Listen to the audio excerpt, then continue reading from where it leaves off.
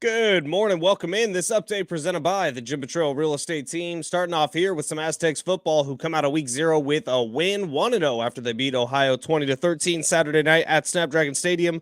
Senior tight end Mark Redmond, he had a pair of touchdown catches. The defense took away 3 interceptions. Aztecs win their first game of the year. This week, Idaho State comes to town. Aztecs looking to improve to 2-0 before welcoming UCLA into Snapdragon Stadium 2 weeks from now. Padres get swept by the Brewers over the weekend, making the playoff hopes for the Pods all but disappear. 31 games left. Padres 8 games out of the postseason and a season-high 9 games under 500. Today, the Padres head to St. Louis. They start a 3-game series with the Cardinals. And in the NFL, the preseason is over. Fantasy drafts have begun. We are 9 days away from the kickoff of the 2023 season. The first game is next Thursday night. Detroit Lions traveling to Kansas City to open up the year. Would you like to know what your home would sell for today? Get a simple text message with your home's value by texting your address to 855-600-6000. You'll get no phone call, just a text. Jim Betrayal has the buyers. Simply text your address to 855-600-6000.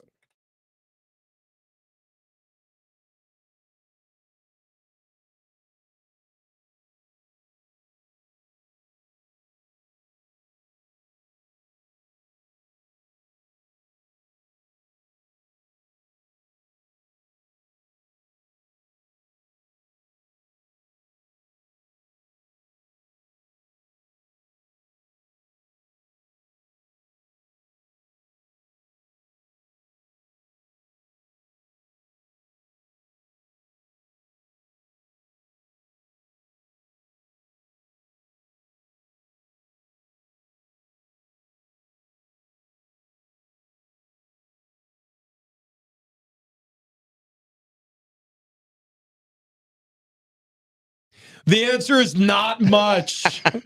Happy Monday to those who celebrate. It's Big Rich, TD, and Fletch, and we're all here and accounted for, and this was the busiest weekend, I would say, individually and together we've had in a very long time. Football's back. Woo! The Padres are skidding to a halt. Trey Lance is now a Cowboy. and there is news to deliver around the NFL. But yeah, we'll start from the start. The weekend was packed. Snapdragon had a great crowd in the student section. My goodness, I think something like 5,000 students poured in right at kickoff. They had to go overflow on the student section. The Yeah. show was full. Yeah, the show was full, man. It was cool to see. So a huge contingent of Aztec students went out and saw them win 20-13 against Ohio University Bobcats, and it was a hard-fought win, man. Should have been 27-6. I will stand by that. That roughing the passer call was BS. Yeah, that stunk. And it was your fault. Ted called you out on it. Oh, yeah, I complimented the officials. You never compliment the officials. What, there was 6 minutes left in the game, 7 minutes left in the game. I was like, these guys. Yeah, they've been letting them play. Look at this. I gotta tell you, this has been a physical game. Both sides, they've been calling it fair. And I think the next 5 plays, flags on all 5 of them. One of them was roughing the passer that negated a 103-yard touchdown return for Marcus Radcliffe, who's a true freshman playing in his first college football game. He gets that play, which could have been like career defining from the start. Yeah. And because of Rich Ornberger, it got called all the way back. Yeah, Marcus, that one's on me, bub. When that game started, I thought Teddy is excited. Football's back. Oh, dude. I mean, Teddy is pumped up. He was jazzed. Yeah, there's a lot of Rich. Are you ready? Are you ready? Are you ready? Why is he saying this so many times? We had a lot of coffee in the green room. We had a lot of energy drinks. No, he was, I love, especially game one, opening weekend. You know, you get back in your chairs, you're doing your setup, you're getting ready, you're having those conversations. And there was one point where he goes, my goodness, it like dawned on him all at once. He goes, this is my 29th year doing this. Oh, wow. Jeez. Yeah. And I looked at him and I was like, you started doing this when I was 8. Ted Leitner has been calling Aztecs football since before I was born. Yeah. Oh, yeah. Oh, wow. Yeah. And then There's that. And then I go, well, I've been doing it for, I guess this will be season 8. And he goes, wow. He goes, nobody's ever lasted this long with me, including my wives. He gave you some pretty good compliments on the air. He Yeah, said, he did. Rich Hornberger is the smartest football man I have ever sat next to in the booth. He did say that. You know, and I'll tell you what, those checks will clear, Teddy. I promise this time that I will not bounce those checks. You will get the money in your account. So something that didn't make the airwaves on Saturday, outside of me referencing it in during the halftime show, but Trav, while we were going to break at halftime, Brent and I were in here watching the game on TV, and you hear kind of Ted put his headset down, Rich put his headset down, and Rich says, "Well, time for some churros." Were they Mediterranean churros? Yeah, full disclosure. Old Richie wasn't so Mediterranean Saturday night. Yeah. Were they awesome? Yeah, oh my God, were they? I only had 4 of them. I really, because there's Took it easy. There's a lot of eyes. Okay, yeah. There's a lot of, well, Yeah, no, well, yeah, actually, yeah. hang on. Let me rewind. 4 churros sounds like a lot of churros, and it is. Because you think like 3-foot long Disney churros. These were like tiny little like donut hole churro balls. So I only had 4 of them, and the only reason why is because there's a lot of eyes on you in that press box food line, and I got a scoop with like 70 of them, and then the person behind me was almost like, "Could you leave some for the rest of us?" I was like, Right. And I actually kind of strafed off too many of them. So there were only 4 left in the spoon. And so very sadly and slowly, I rolled them onto my plate and then dipped copious amounts of caramel sauce on them. You have no idea how hard that made Brent and me laugh back here. It was just, I didn't know you were going to finish that with laugh. From like 2 o'clock on, we were so football, right? It was football. And then just to hear Rich, well, time for some churros. Yeah, man, I'm pretty sure the same way I feel about halftime when I call a football game, I felt about halftime when I was playing. Because regardless of what happened, I'd be like, hopefully we got Uncrustables in there. I mean, I just love snacks. I really do. I love them. Oh gosh, but I'm so glad they won. Oh, it was a lot better home opener this year, wasn't it? I mean, yeah, it was very comfortable, like 78 degrees. Yeah. Right. Yeah. I mean, it was clear skies, sunny, beautiful.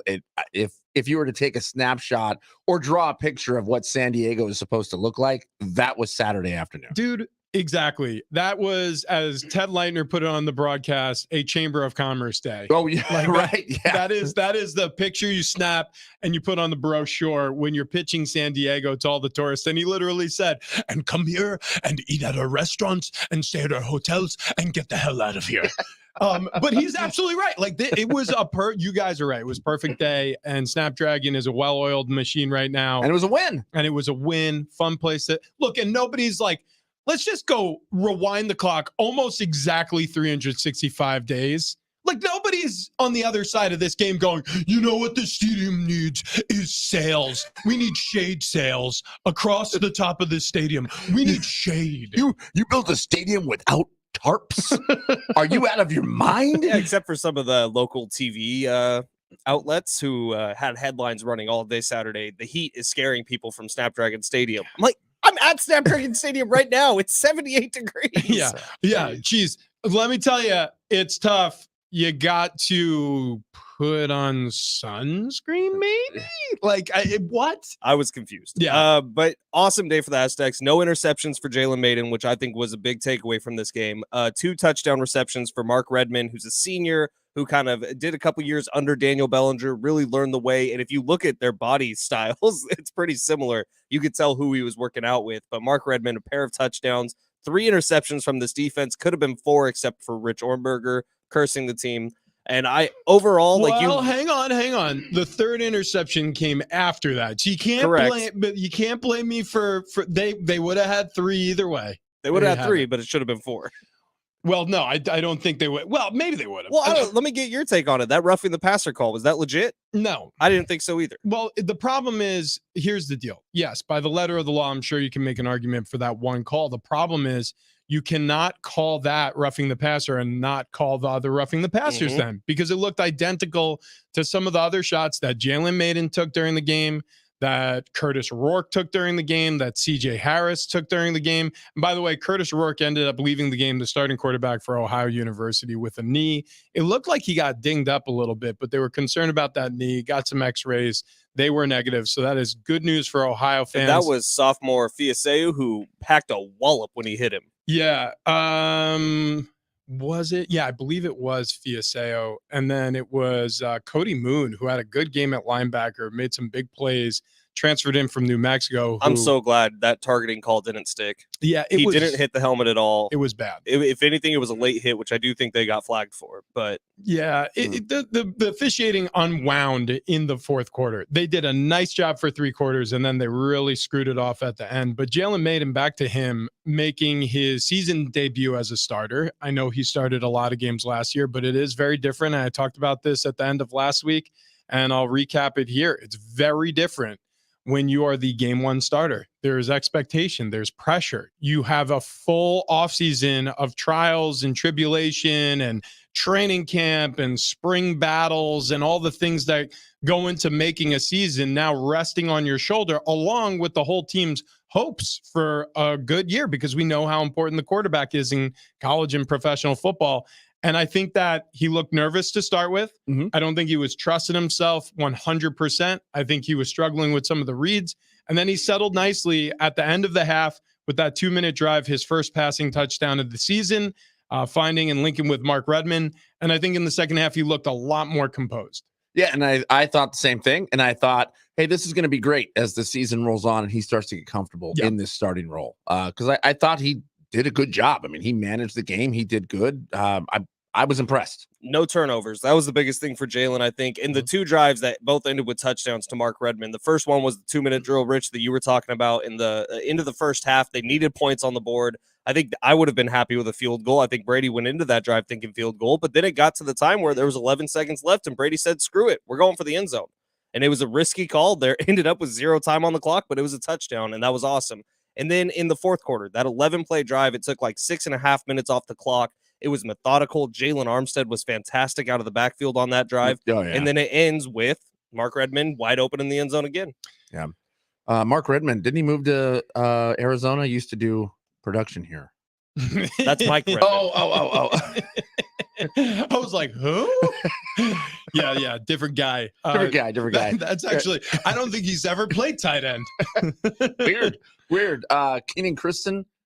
Love the way that guy runs. Yeah. Transfer out of USC a couple years ago, had what, 100-yard game against Arizona or Arizona State last year? One of those. Yeah, I can't remember his stats during the season last year. I'd have to look at it. But then, yeah, he was great. He really set the tone in the first half, and then I think Jalen Armstead was kind of the punisher in the second half after Jalen fumbled once in the first half and then bounced back in the second. Yeah, and Ryan Lindley, really impressed with his play calling. It's difficult. Again, like Jalen Maiden, he was, foisted into a new role this season.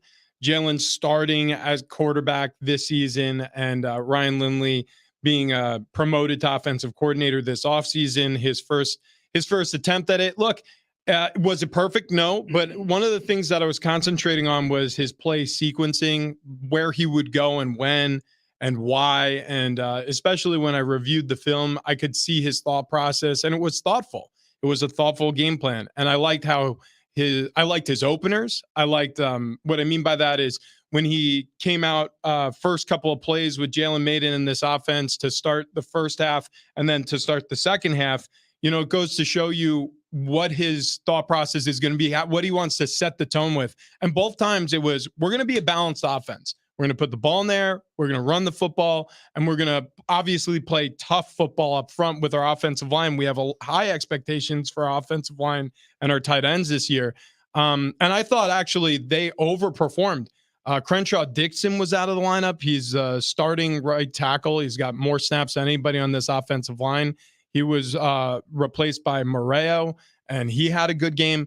Overall, it wasn't perfect. It wasn't pretty at times, but look, you'll take a sloppy win, and that's what it was. Especially in week 1. Yeah. And Brady Hoke said zero. Week 0. Yeah, Brady Hoke said it post-game, and he'll say it again today, I'm sure, when we have him at 7:30. But the most improvement with college football teams come between the first game and the second game.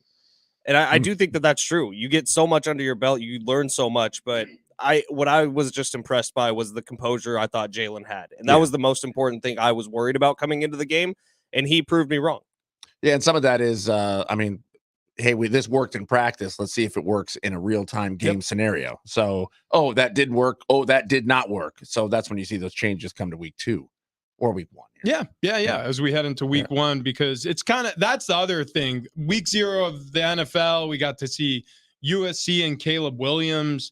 Caleb Williams looks like he's going to win another Heisman if you base it off of 1 week. By the way, San Jose State in the first half hung tough. Oh, yeah. San Jose State is going to be a problem this year for the Mountain West. Yeah, well, yeah.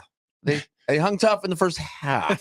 But against one of the best teams in the country. I think they're 6th overall right now. Caleb Williams is probably the best college football player in the country. Like, that was impressive of San Jose State to keep that game as close as they kept it. It just looked like USC went, well, I guess we should play now. A little bit, yeah. They can score in bunches. San Jose State, though, to your point, that offense is real. There's no question about it. Nobody decided to play defense that day. Right. So the score was up over 70 points total. I mean, if you add the over, it blew the doors off of a 66.5 point total. So there you go. USC doesn't play defense. I'm curious to see how that hurts them throughout the season. But then again, look, the Kansas City Chiefs have won 2 Super Bowls, been to 3 and 5 AFC championship games. And we're not exactly lauding that defense on a yearly basis. So a lot's changed in football. Notre Dame went overseas to Dublin. They faced Navy and nearly blanked them. Yeah. That was a complete whooping. So week 0 had some intrigue.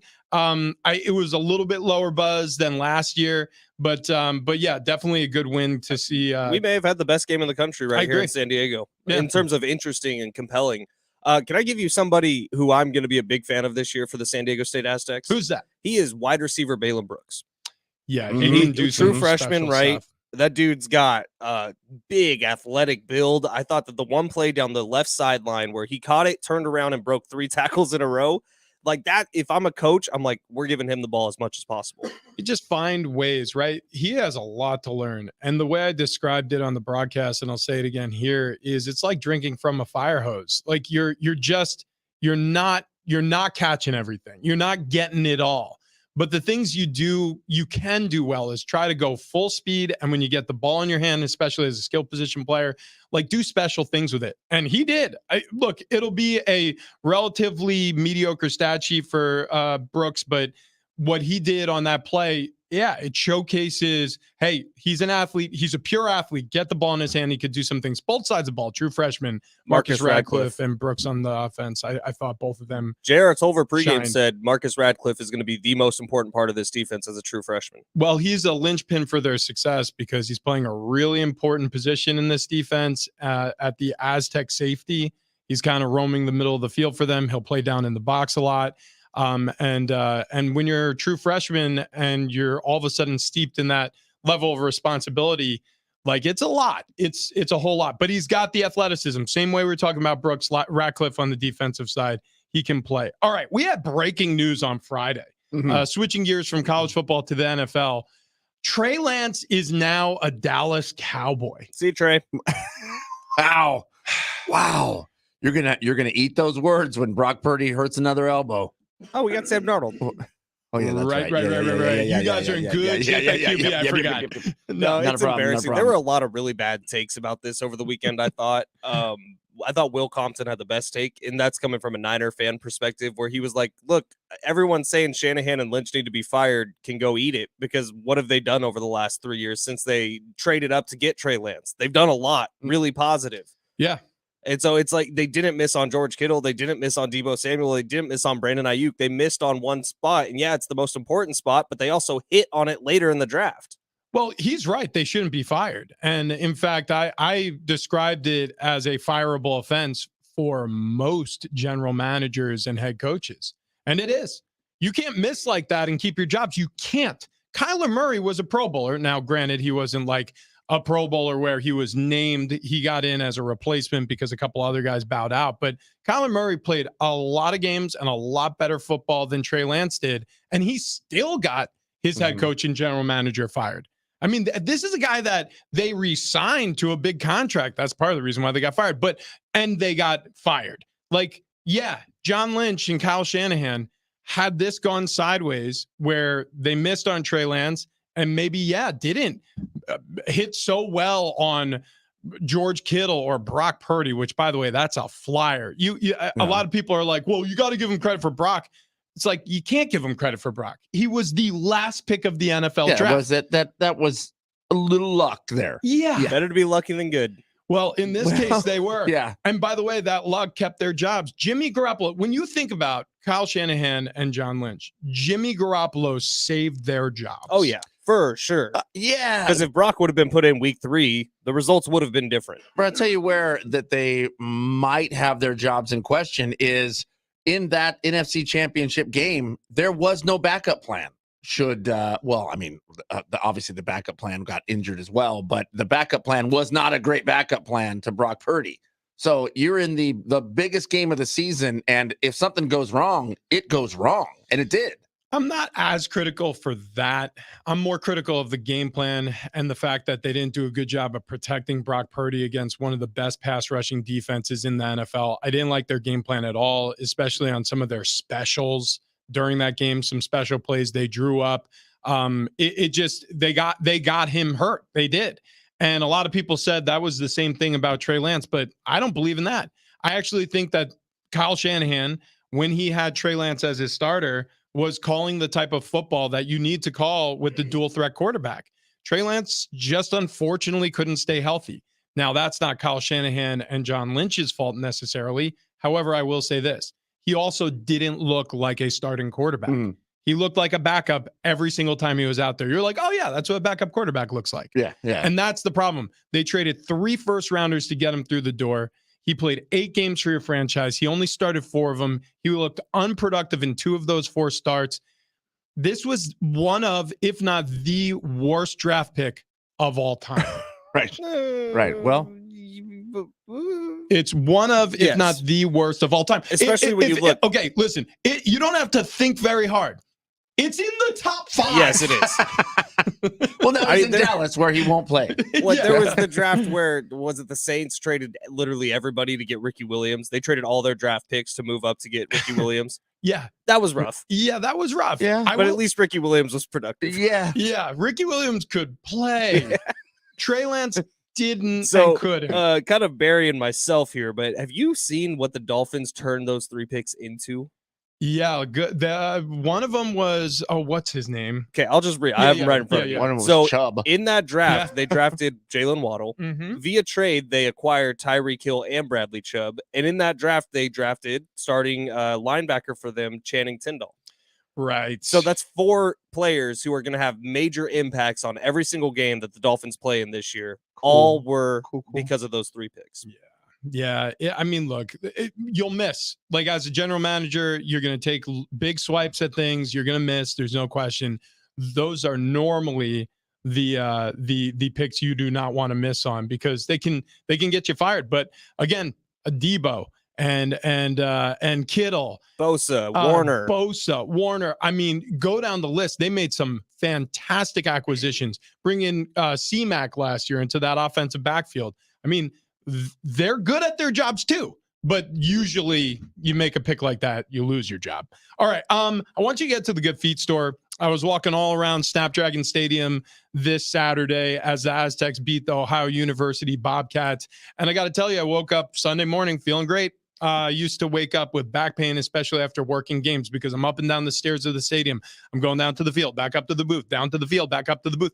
Normally my knees hurting or I got a tweak in my back. None of that. All of my joint pain has melted away wearing these arch supports from the Good Feet store. They have numerous benefits. I mean, it's better balance and performance. It's injury prevention. It's recovery. So get to the Good Feet store today or go to goodfeet.com. Trust me when I tell you it's worth your 20 minutes. You'll work with a professional who's been there for a while, know exactly what your needs are going to be.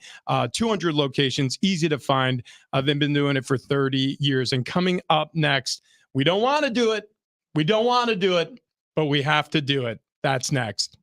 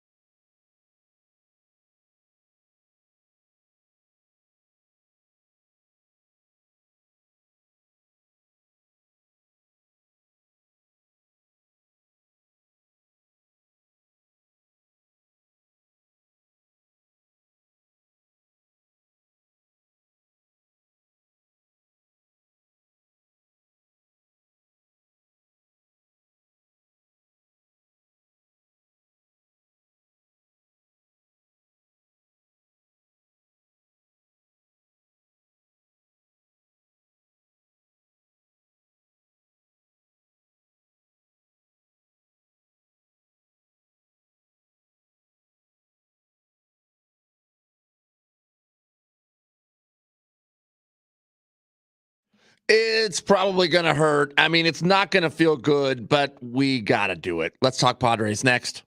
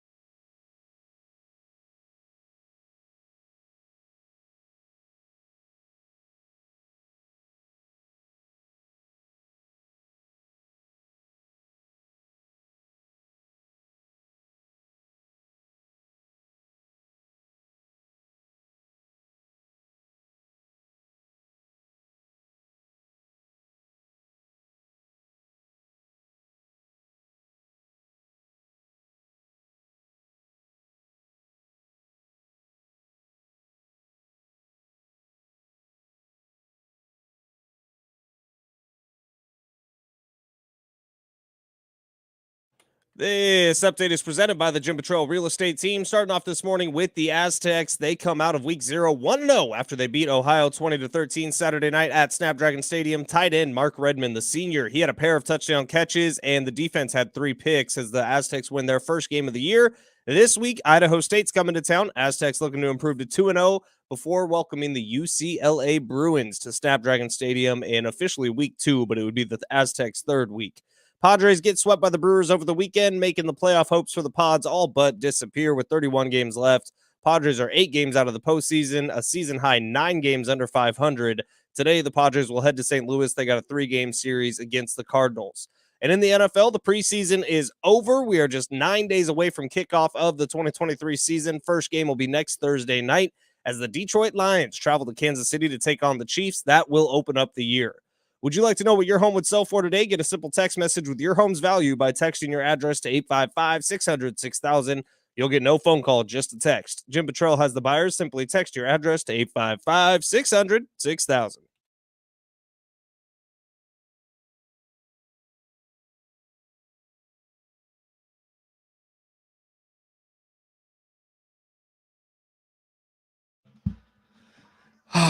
This does feel accurate. It's Big Ricci and Fletch, San Diego Sports 760. Feels accurate on watching this Padres season. Yeah. We're skidding to a halt here. Yeah. Hey, at least the Band-Aid's off early. They didn't drag it out. Yeah. I mean, do we have to play 31 more games? No, we don't. So season high 9 games under 500. Cool. That's bad. Season high 8 games out of the postseason. That's bad. Yeah. Heading into, they got swept. They got their asses kicked this weekend. They really did. I mean, nothing was close. They didn't. You guys ready? Oh, yeah. Of the world as we know it. It's the end of the world as we know it. As we know it. It's the end of the world as we know it. I feel fine. At least they they still have Blake Snell and Josh Hader. Yeah. Yeah. Actually, it's Snell Day, everybody. Yeah. Blake Snell Yeah, Blake Day. Snell. All right. We'll Dude, see. if I'm Blake Snell and Josh Hader, Around I'm the saying mound. sit me down the rest of the year. I don't want any part of this. You are not getting me hurt before free agency. Oh Lord, I mean, I think Hader says that every other game. That's true. Josh Hader doesn't even play anymore. Yeah, he's like, not ready. Skip. I guess you know what's sickening? Blake Snell's still fighting for a Cy Young award. Yeah, Like he could get it. yeah. He's been Crazy. that good. it's crazy. And the Padres have been that bad. Oh gosh, I mean, look, nobody is celebrating here. Nobody is. We're all Padres fans. We go to games. We just went to a game. We just went to a game on this recent homestand Where they won. Which by the way kind of reminds me, steering us back to the start of the season. Had they give us credentials, maybe you wouldn't be in this fiasco. I think so. Different season. I'm just saying, 61 and 70 could have been the inverse at least. Look, Dude, 70 and 61 would be sick right now. and by the way, that even we would be saying things like they are not playing up to their expectations. 100 million%. That's what you'd be saying. This is just, I mean, look, I'm no longer distraught over it. I can't muster that level of like emotion. What I am is I'm facing reality. I'm a little pissed off. Yeah, of course it comes in waves, but I'm sort of like, this is the reality now. Like the Padres stink this year. They absolutely should not have stunk this year. And it is what it is. Sometimes things don't work out and you don't really have a clear answer as to why they didn't. Maybe someday we will. Maybe there'll be some big investigation or reporting on this season, a documentary of some sort because of it being such an epic collapse. Because no team in baseball, to my knowledge, has ever committed this much payroll to a team and had worse results. Had the Mets this year, but Yeah. the Mets sold at the trade deadline. They Yeah. understood that they weren't going to keep throwing, what do you always say? Throwing good money after bad? Yep. Yeah, it's a big thing. And And they're like one game worse than Right. the Padres. so I don't know. This season is a disaster. Man. Did you guys see Cronenworth with his cast It's up a on the dugout? Big ass cast Yeah. for a broken It's wrist. like a full body cast. Oh, dude, yeah. Some of those bones in your hand or your wrist, especially, they immobilize you past your elbow. It's weird, but it's true. Yeah, I've seen it before. I don't know what was his specific injury. Did they do surgery Broken wrist. and they surgically repaired it? I don't think so. He said he could be back by the playoffs. I'm like, oh, great. Cool. So watch him, man. Hey, Jake. Jake. Just want to let you know I mean, there will be no playoffs this year. mathematically, they're not eliminated. Yes. Yes. Thanks, Trev. They're going to St. Louis to play the bumbling Cardinals, and we'll see. We'll see what happens. You ready for the Nats? The Washington Nationals are in a full-blown rebuild Mhm. with pieces that they got from the Padres. Mhm. In a full-blown rebuild, I will emphasize that again. They have the exact same record as the San Diego Padres. Yeah, and they're winning with all the guys that we traded to get Juan Soto, Mhm. who may not be a Padre next year. Thanks, AJ. It's working well.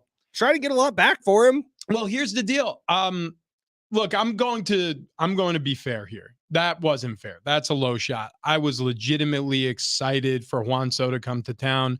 I was legitimately excited to move on from those prospects to get Mhm. what was being pitched to us and by analysts, not the organization, but analysts independently of the Padres organization, a generational talent.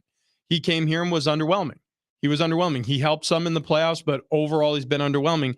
And also, I don't know, and I'm just putting it out there based on some stuff that has been filtered our way a few times over. I don't know how great he is in a clubhouse. I mean, we don't know how great Manny Machado is in the clubhouse either. Yeah, we've heard a lot of things. Let's play Would You trickling Rather through right the now. Would you rather grapevine. Juan Soto long-term, Manny Machado long-term? Boy, I think the answer is pretty easy for me. Is there a no to both or right now? I mean, No, I think I would personally rather have Juan Soto long-term. I Well, would. are you just judging off this season? Age, this season, culture, a lot of things. Manny Machado destroying the dugout on, was that Saturday? That you, was yesterday. Did Yesterday. you buy it? I mean, for whatever reason, that didn't quite pass the smell test to The me. cooler bought it. Well, no, without a doubt. But for whatever reason, and look, and I know they're frustrated. I know they're angry. And you gave up another lead and you lost big. You had these multiple huge innings for the Brewers, which was insane. But there was just something about that felt like, hey, make sure you guys are showing that you're frustrated out there if we get down. And I don't know why. That's just what immediately popped in my head. Maybe I'm just a cynic. I don't know. No, but I honestly thought, like, okay, you're frustrated now. Now is the time you're frustrated. I'm with you a little bit. I'll tell you what. To me, it smacked a little bit of inauthenticity, and I'm glad I'm not the only one. It sort of felt like, okay, a lot of people were like looking at it through the lens of, oh, this is embarrassing. He threw a tantrum. And I was like, no, what's embarrassing is he wants attention. Mm-hmm. What's embarrassing is this isn't because he's actually mad. He just wants to show everyone that he thinks he should be mad. And he wants it known that he is mad, that this is unacceptable. It felt like more of like a branding thing as opposed to actual emotion pouring out, because like you just said, and I've been thinking it the entire year, like, where's the public, hey, we got to go out there and we have this to do and that to do, and calling people out and making it known how important this is to you. It never happened with Manny. So, they were criticized for smiling and laughing in the dugout on these games that they were down late or they gave up leads to, or they were just getting pummeled. I mean, they were publicly criticized about it. And then now all of a sudden, well, now I did not want to fall 9 games under 500. Now this is it. Yeah. Well, it's clear how we feel being so close to it all year and being let down pretty much every step of the way. But national baseball analysts are on it now, too. Now, Rich, you had John Paul Morosi on your national show yesterday. This is what he had to say about the Padres, and it's not anything better than what we're saying. Spending more and more money on more and more superstar players is not always the right path. And in fact, it often is not. When you look at how well the Mets and the Padres are playing this season, even the Yankees to an extent as well. What I would say is my reaction is twofold. Number one, you cannot buy culture. You cannot buy culture. This team is a collection of really good players, and in some cases, great players, but they are not a team. There's a difference between talent and team, and we are seeing that in San Diego right now. It is a chasm between those two issues. I think that the fix right now is not going to be a quick one.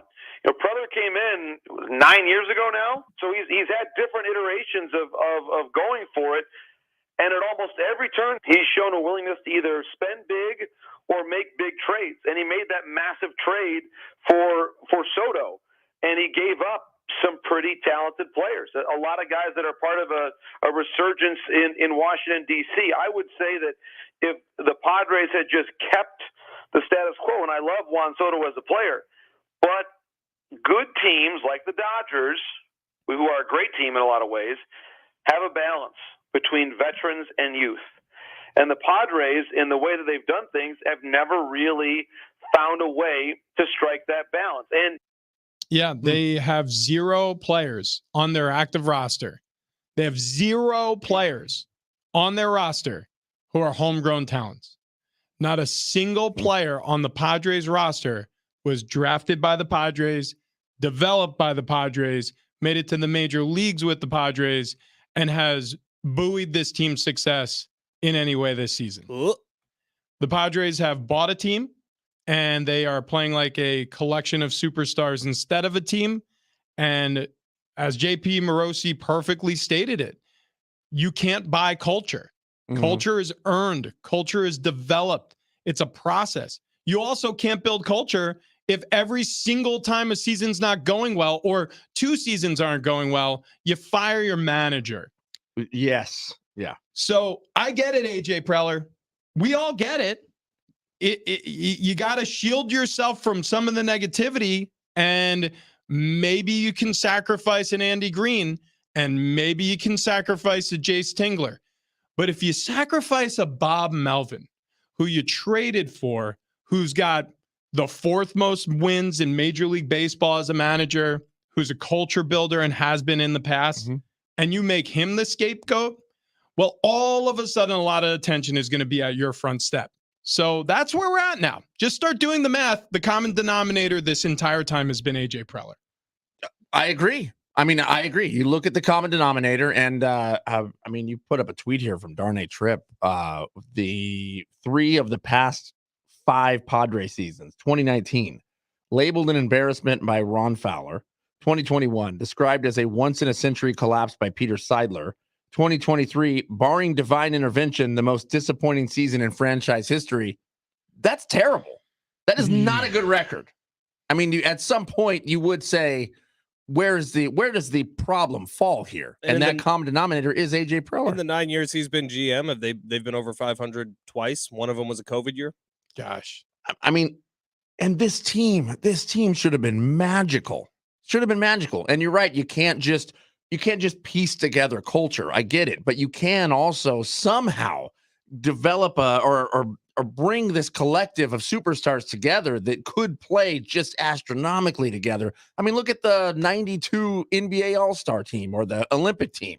I mean, Dream Team. I couldn't remember the name of it. But it's just, that was not bred culture. That was a collection of guys getting together going, you know what, we're the best there is. Let's just be the best there is. And they got along and had fun. There is something that is not working on this team, and it's probably the friendship. Clearly defined leadership. Yeah, but I mean, Michael they're Jordan. not having fun. They're not having fun. Right, but if people were screwed around, if people were doing things not Mike's way, Mike forced them to do it their way. Manny Machado, I think, since he's been signed as a Padre, has been looked to by GMs, by ownership, as the leader of this team. And I have not seen it once outside of last year, which I will give him a lot of credit. Manny Machado was the best player on that team. He was one of the best players in baseball last year, and it was Manny's way the entire season, and that worked well. But it's easy to be a leader when you're winning. Bingo. It's easy to be a winner when you're a front runner. And when you are, without a question, the best player on the team. This year, there's questions about it. Tatis is there. Bogarts came in early. Juan Soto's there the whole time. Like this year, it didn't feel like Manny's team from the get-go, and I put that on Manny. Yeah. If you're the leader, you make it feel like it's your team. God, well, yeah. I mean, be the cheerleader. Can we get Eric Hosmer back? Jesus. I'm just saying. Is he going to be an all-star this season?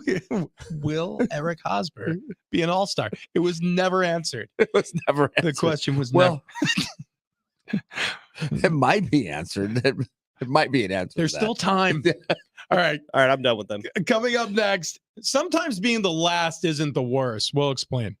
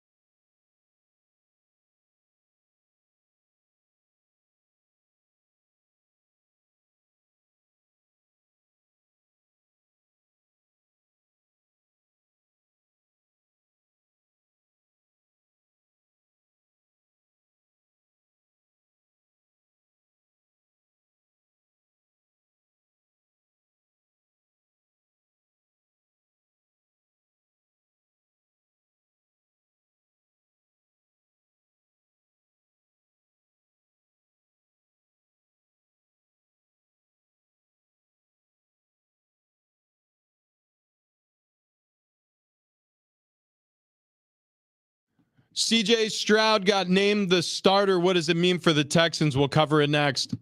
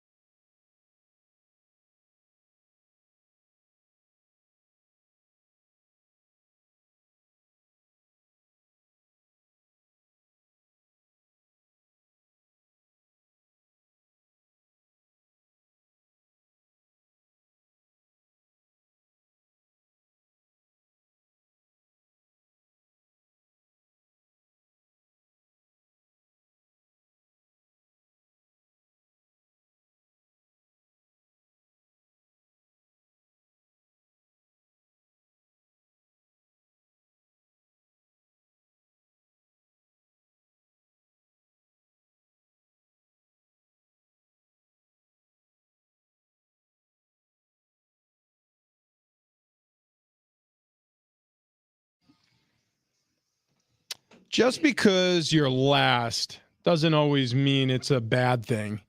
Like, I'll give you an example. Everybody who gets married, you're the last person that spouse has ever dated. It's true. Could be the first. It could be the first. Not usually anymore, but could be the first. Ask Tom Brady. Well, I mean, He's having a little trouble keeping the chickens in the coop.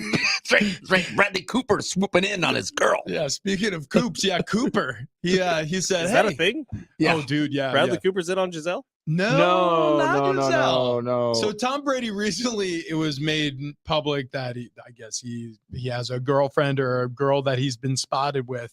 And then all of a sudden she was seen topless with Bradley Cooper. Oh, nice. Yep. I mean, how couldn't you? Bradley Cooper, come on. Yeah. Bradley Cooper is her ex, by the way. Oh, Yeah. well, But not anymore. not anymore. Could be a current. There might still be feelings there. Yeah. We're not sure. Yeah. Trying to zoom in on this topless photo. It won't load. Yeah, that's unfortunate. Let's see. Let's get a tight shot here. Travis Tabbies. It won't do it. It Hang won't on. do it. Yeah, Let's see. She's just hanging out with Coop. I'll tell you right now, what she needs to do is lose that towel or whatever she's got on the waist and go skyward with her rear end, because we talked about this. If you sun Oh yeah. Oh, it's so good for you. the perineum, then you boost your testosterone. And she clearly needs more testosterone. She doesn't need anything. So what's up Travis. with CJ Stroud? All right, so CJ What are we Stroud. talking about? Wait, who's his girlfriend? We need to do Good a question. full investigation. And will it be his last? No, that's not what. So he was the last quarterback named the starter across the NFL. Waited until the preseason finale. He only played 8 series, but he started every preseason game for the Texans. And D'Amico Ryans finally relented and said, okay, CJ, it's yours. And it sounds like the process there in Houston was, we're going to make him earn it, because we have Davis Mills. We have some trust and some faith in Davis Mills as a quarterback. He's started a bunch of games for the Houston Texans. Let's see if CJ Stroud can do it this preseason. And sure enough, he's their guy. So Bryce Young will start for the Carolina Panthers. CJ Stroud will start for the Houston Texans. Anthony Richardson, it was named, I believe, first among all of these first-round rookie quarterbacks who were selected, will start for the Colts. And I got to tell you something. Not all of it was pretty. His opener against Patriots was not. but he got a little incrementally better during the preseason. Preseason doesn't tell you much, but I will say this. You saw progress. You saw him become more comfortable from the first snap of the preseason to the final snap he took. And I don't know. How are you guys feeling about the Houston Texans this year? They might have the first overall pick again. Yeah, that might happen. By the way, did you see Aaron Rodgers in his preseason debut? I didn't watch any of the game. I saw some highlights. He had his first go round. His first few downs were not great. Little shaky. Not great. Little shaky. Although I don't know if it was all on him. I mean, did you take Rodgers or Lawrence in your draft? Lawrence got picked right before I was able to choose, so I got Aaron Rodgers, baby. All right, yeah. all right. Yeah. We're gonna have a big Jets fan on our hands over here.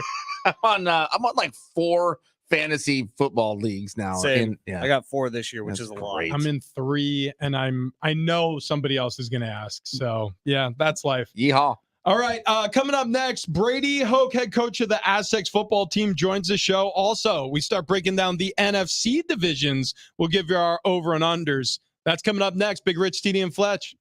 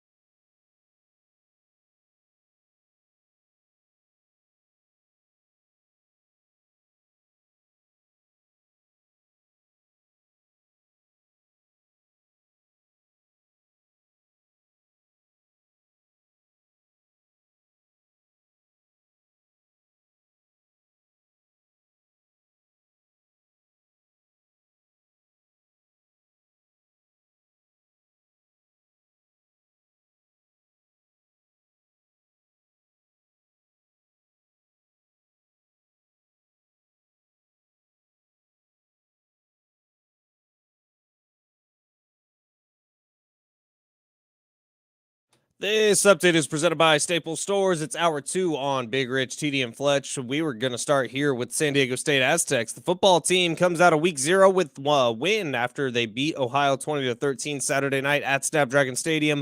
Brady Hoke is going to be joining the show in about 30 minutes to talk about it. Tight end Mark Redmond, he had a pair of touchdown catches. The defense gets 3 interceptions. Aztecs win their first game of the season.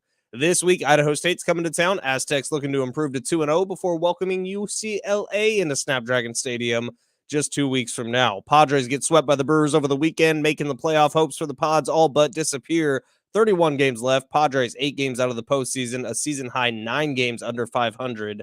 Today, the Padres will head to St. Louis. They're going to be starting a 3-game series with the Cardinals. And in the NFL, preseason now over, just 9 days away from kickoff of the 2023 season. The first game next Thursday night, Detroit Lions, Kansas City Chiefs at Arrowhead Stadium. Staples has everything you need for the office and the classroom for less. Now save even more with $10 off document printing when you spend $40 or more. Offer ends 9/30. Exclusions and restrictions do apply. See associate or visit staples.com/printing for details.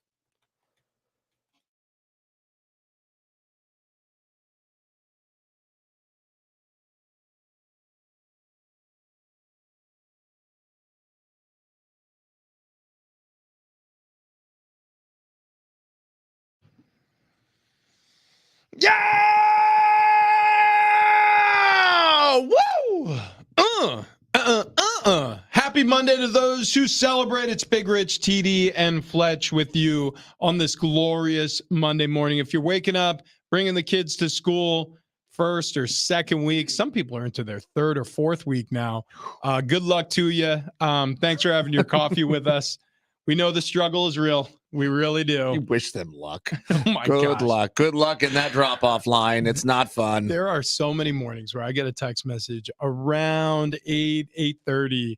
That's I mean, just I know that the rest of the day, I know exactly how the rest of the day is going to go at home, because it's like, this morning was absolute mayhem. You know? You're like, okay, so I need to bring home a Starbucks. Yeah. If I get out here early enough, I'll get a breakfast burrito. Oh, good Lord. Good Lord. I mean, so yeah, if you're braving the storm this morning, we're with you. We are with you. Just pop in your AirPods and try to ignore the nonsense. We'll coast you through.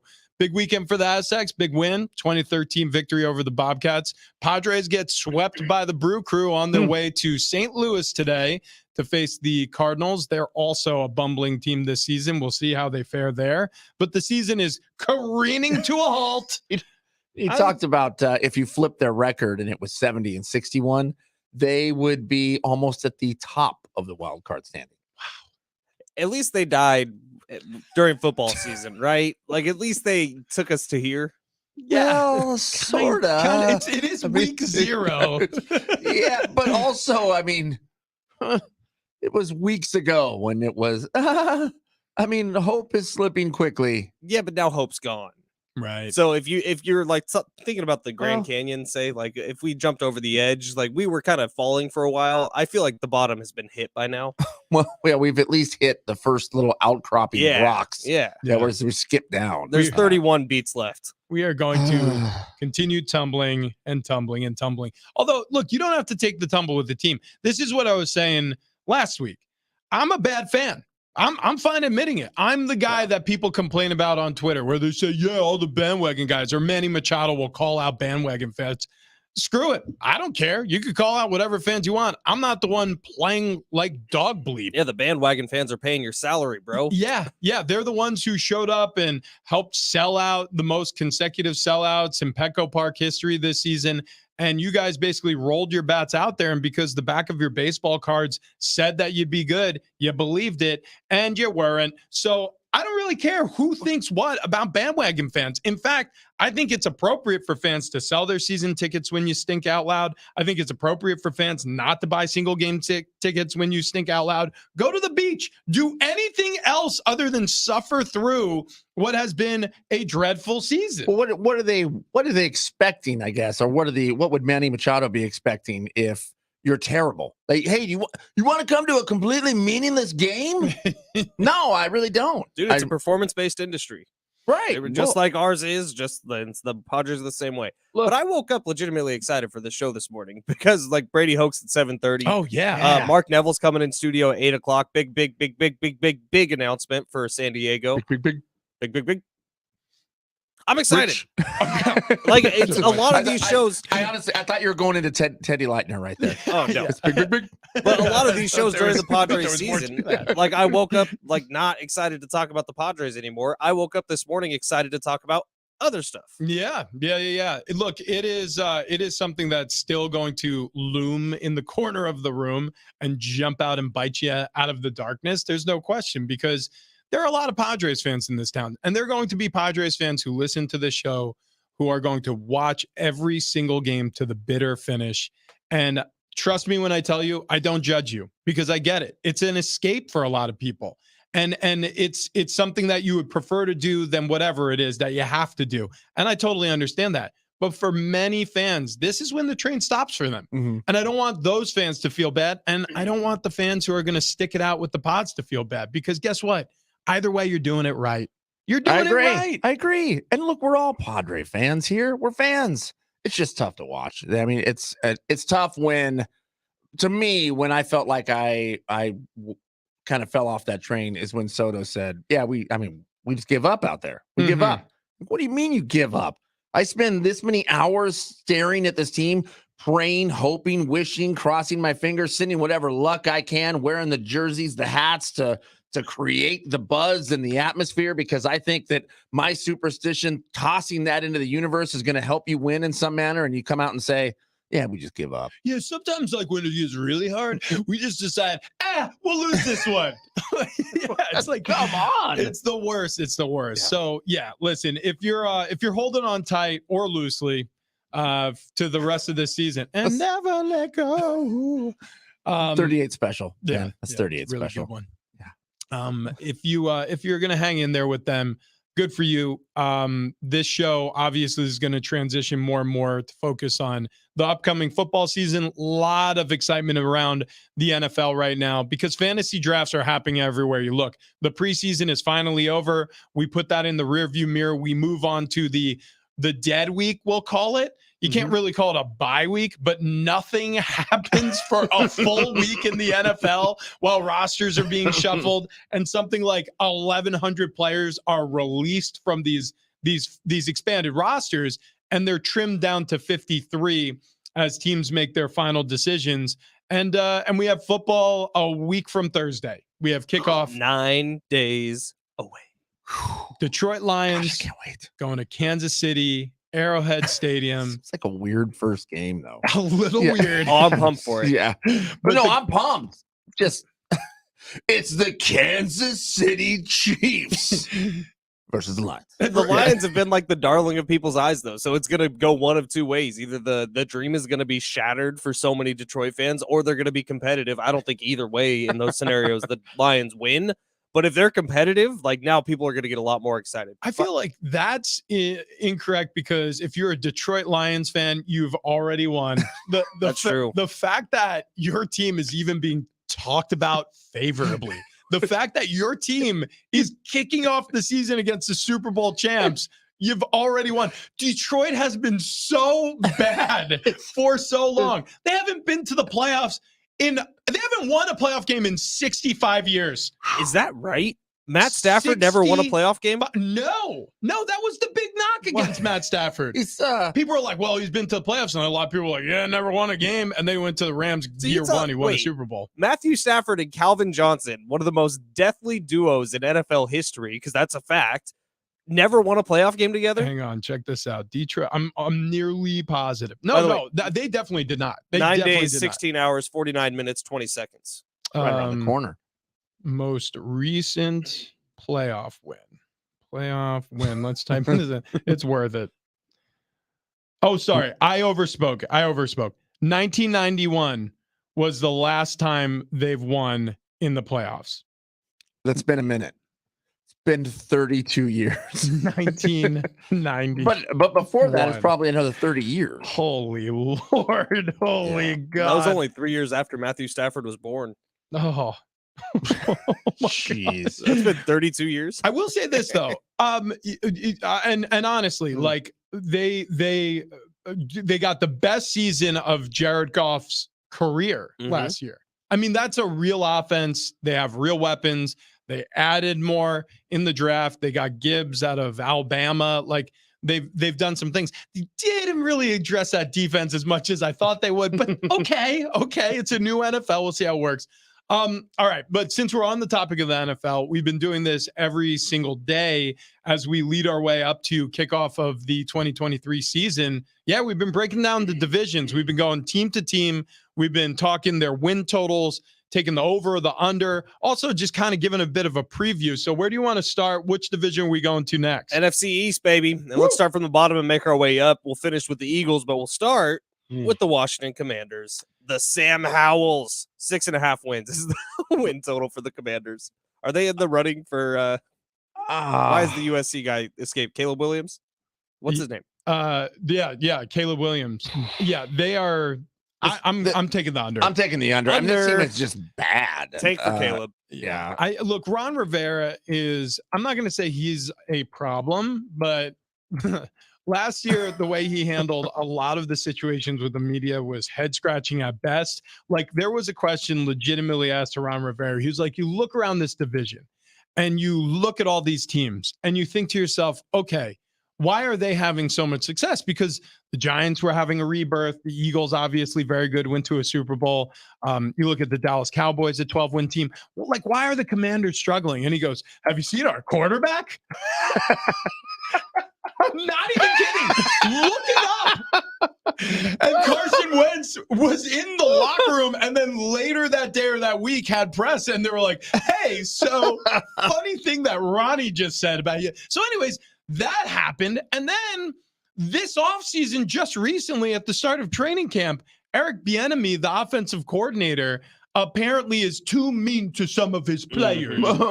Okay. And Ron Rivera had the players back in that situation. Yeah, it was very strange. He came out publicly and he was like, yeah, you know, EB, he's got his way of doing things. And I told a lot of these guys, like, seriously, go talk to him. Like, go to his office, hash it out with him.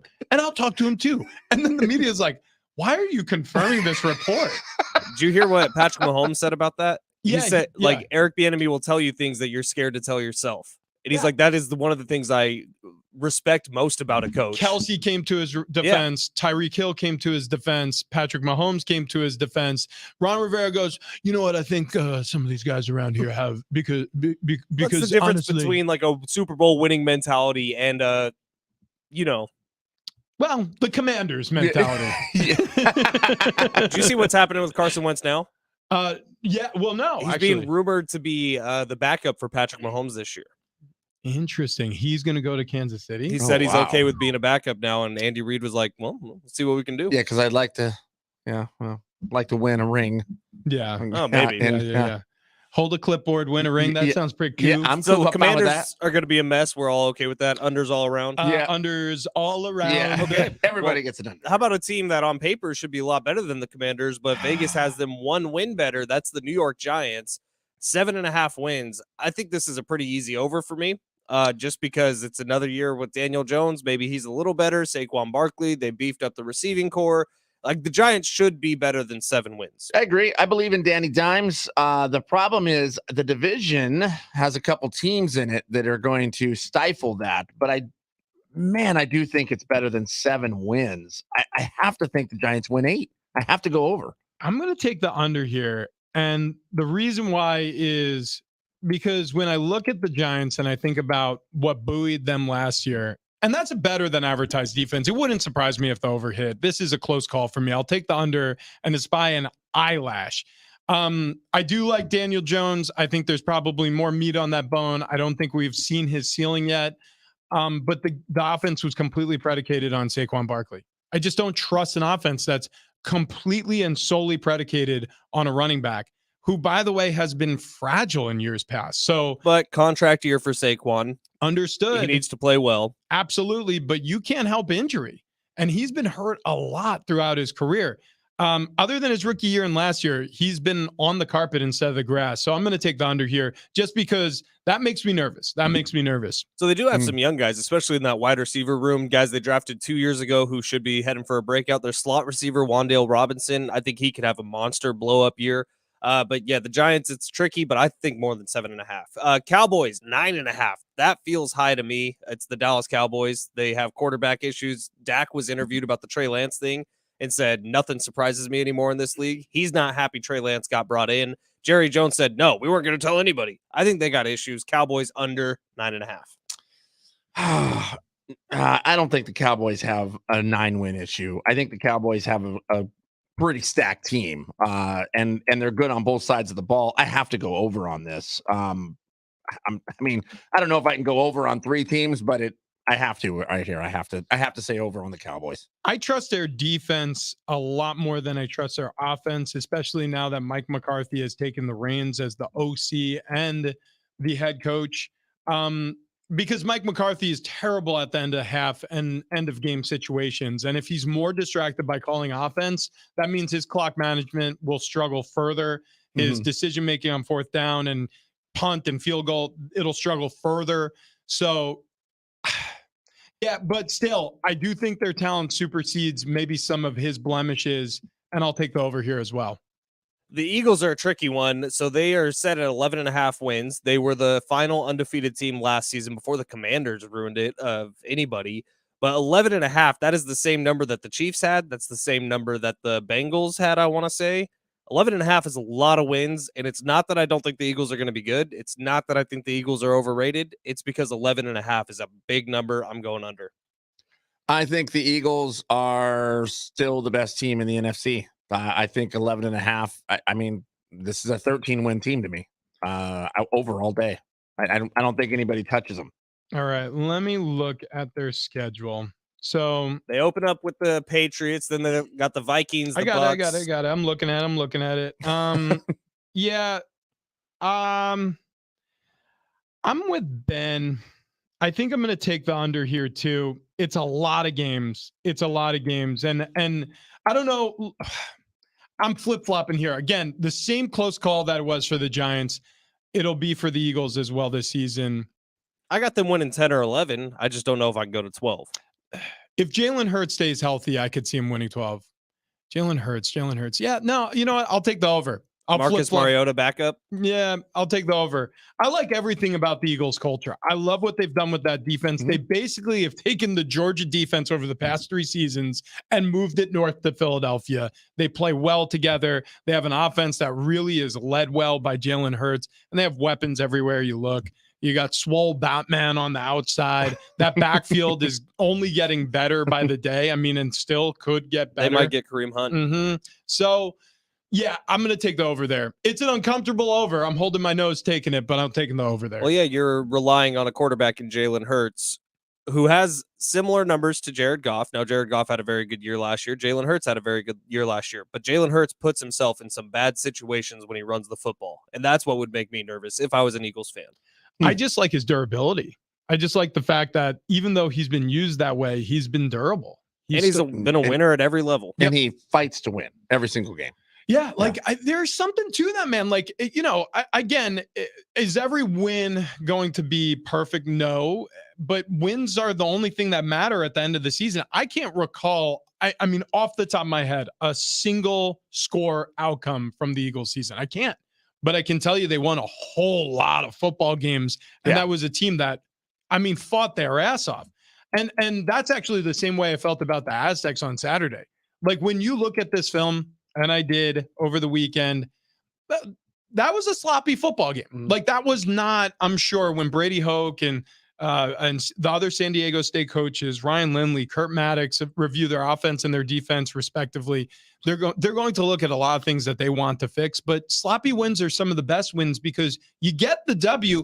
Oh, and by the way, you get to teach a lot on tape. So I don't care how it looks as long as you pile up W's. And, you know, just the way we were talking about the Eagles. I mean, Jalen Hurts has piled up a lot of W's since he's taken over as a starting quarterback. 14 wins last year. Yeah, 14. For the Eagles. Yeah. Yeah, solid. That's a lot of wins. I don't know if we'll get to it or if I should hold it off, but I already know what my Super Bowl matchup is going to be. Ooh. Is it based on the colors? No. That was a very funny Yes, TikTok. yeah. Ben sent this to TikTok, and he says that the NFL Super Bowl logo tells you which teams are going to be in the Super Bowl. It has the last 2 years. And this year it's what? It's purple and something else? Was it purple and red? Purple and red. So yeah. it could be some combination of like Chiefs, Vikings, 49ers. Oh, no, it's Vikings Ravens. Commanders. Oh, yeah. Like it, No, but that's the 49ers NFC championship game. If you were like to map everything out, 49ers Ravens would probably be the most likely based on the colors. Not the Chiefs, red. Wrong. Well, it'd have to be like Chiefs Vikings. Do you think the Vikings are going to get there? It'll be Vikings, yeah. Houston Texans in their all red alternates. See, gets a little tricky. That's what I'm saying. If you were like red alternates, like for if the that Super theory Bowl. is to hold, it would have to be Niners Ravens based on preseason It's a teams. color rush Super Bowl. It's a color all purple, all red, SB57.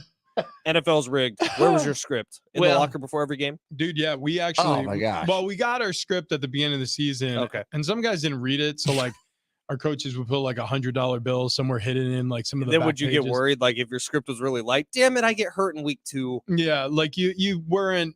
Honestly, my scripts are always a little light because I constantly got hurt in the NFL. It's basically a. Yeah, I was like the what do they call it? The Stretch Armstrong toy of the NFL, Right. where your mom's always like, no, and then it rips, and you're just like, damn it, again. So Your script every time you got to week 4. Oh, come on, guys. MCL this year just had a shoulder. Did you see Key and Peele calling out there, or it wasn't calling out the NFL, the NFL bringing in Key and Peele Oh, to yeah, do those ads, Yeah, calling out the script thing. It's beautiful. it's so Yeah. funny. All right, coming up next, he won his first game of the season. Brady Hoke, head coach of the San Diego State Aztecs football team, joins us. It's a Monday. We're going to do it all year long. That's next.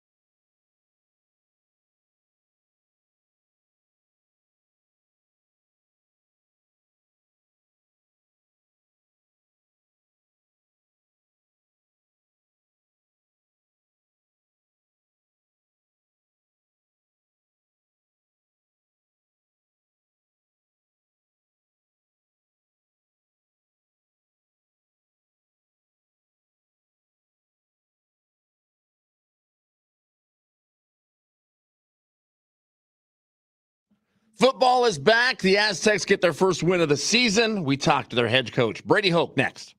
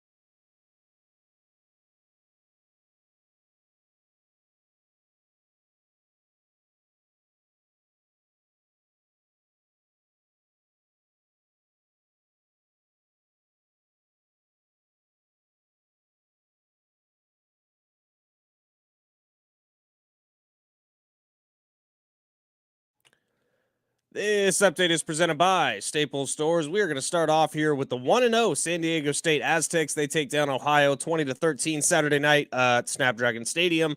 Senior tight end Mark Redmond, he had a pair of touchdown catches. The defense took away 3 interceptions. Aztecs win their first game of the year this week. Idaho State comes to town. The Aztecs look to improve to 2-0 before welcoming UCLA into Snapdragon Stadium next week. Tickets are available for both games at goaztecs.com. The head coach of the Aztecs, Brady Hoke, going to be joining the show in just a minute. Over in the NFL, the preseason is over. We are just 9 days away from kickoff of the 2023 season. The first game is next Thursday night. Detroit travels to Kansas City to take on the Chiefs to open up the year. Staples has everything you need from the office and the classroom for less. Right now, save even more with $10 off document printing when you spend $40 or more. Offer ends 9/30. Exclusions and restrictions apply. See associate or visit staples.com/printing for details.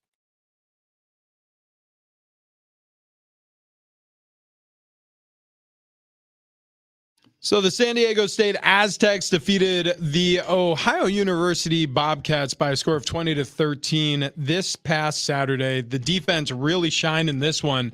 They sacked and hurried both of the Ohio QBs. They actually knocked out the starter, faced the backup CJ Harris for most of the game.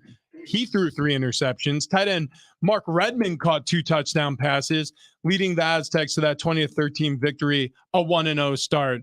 Head coach of the San Diego State Aztecs, Brady Hoke, joins us on the air, as he will every Monday of the Aztecs football season. First and foremost, Brady, like we start every interview, how you doing this morning after a win? Well, I'm Rich. I'm doing a lot better after a win than after a loss. So it was good to win. It's good to start out the season that way.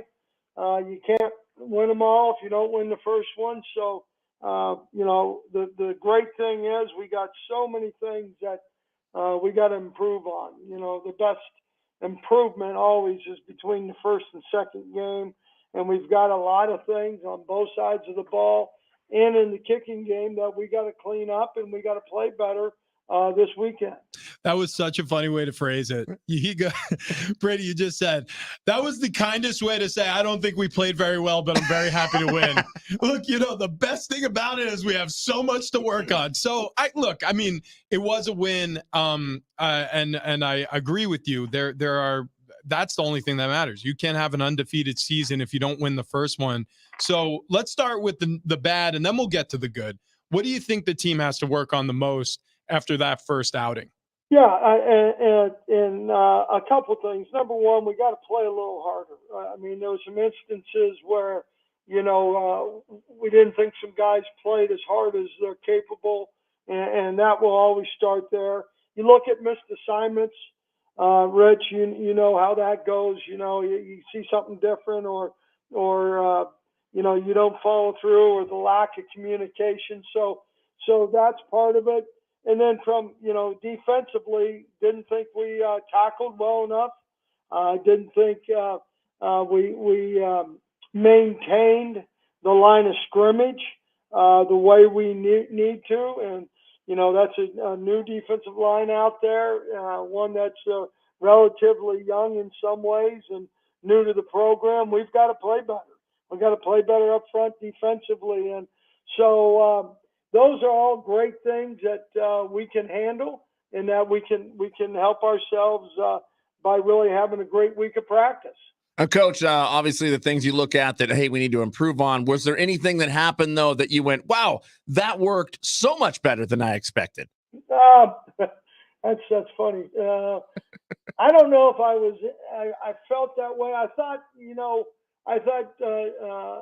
Jalen Armstead and Jalen Maiden, I think they both had some really good moments that, you were happy to see. And obviously I thought, Mark Redmond and Keenan Christon, I think those skill guys there, and Mark, really glad he's here because he's he's a physical, tough football player and a guy who really has a lot of pride, and it was great to see him get off to a fast start. Coach, I wanted to ask about a couple freshmen on this team, true freshmen, Balin Brooks as the wide receiver and then Marcus Radcliffe on defense. I thought both of them had moments where they looked wise beyond their years. I thought Balin Brooks had some moments that would get the offensive coordinator Ryan Lindley fired up when he broke some tackles going down the sideline. Your thoughts on those two guys and how youth is really going to impact this team this year? Well, yeah, there's no doubt about it. I really think, Balin, you could see that when he first got here that he had a chance to be special. He got dinged up early in fall camp, really at the end of the summer conditioning. And so, he didn't get to participate as much, and so he's a little bit behind. But, his ability, I think you can really see. And then Marcus as an Aztec. I mean, he loves to hit. He did a great job. I felt bad for him on the roughing the passer call, which took away, an interception, 103-yard interception for a touchdown. But both those guys have shown through fall camp that this game's not too big for them.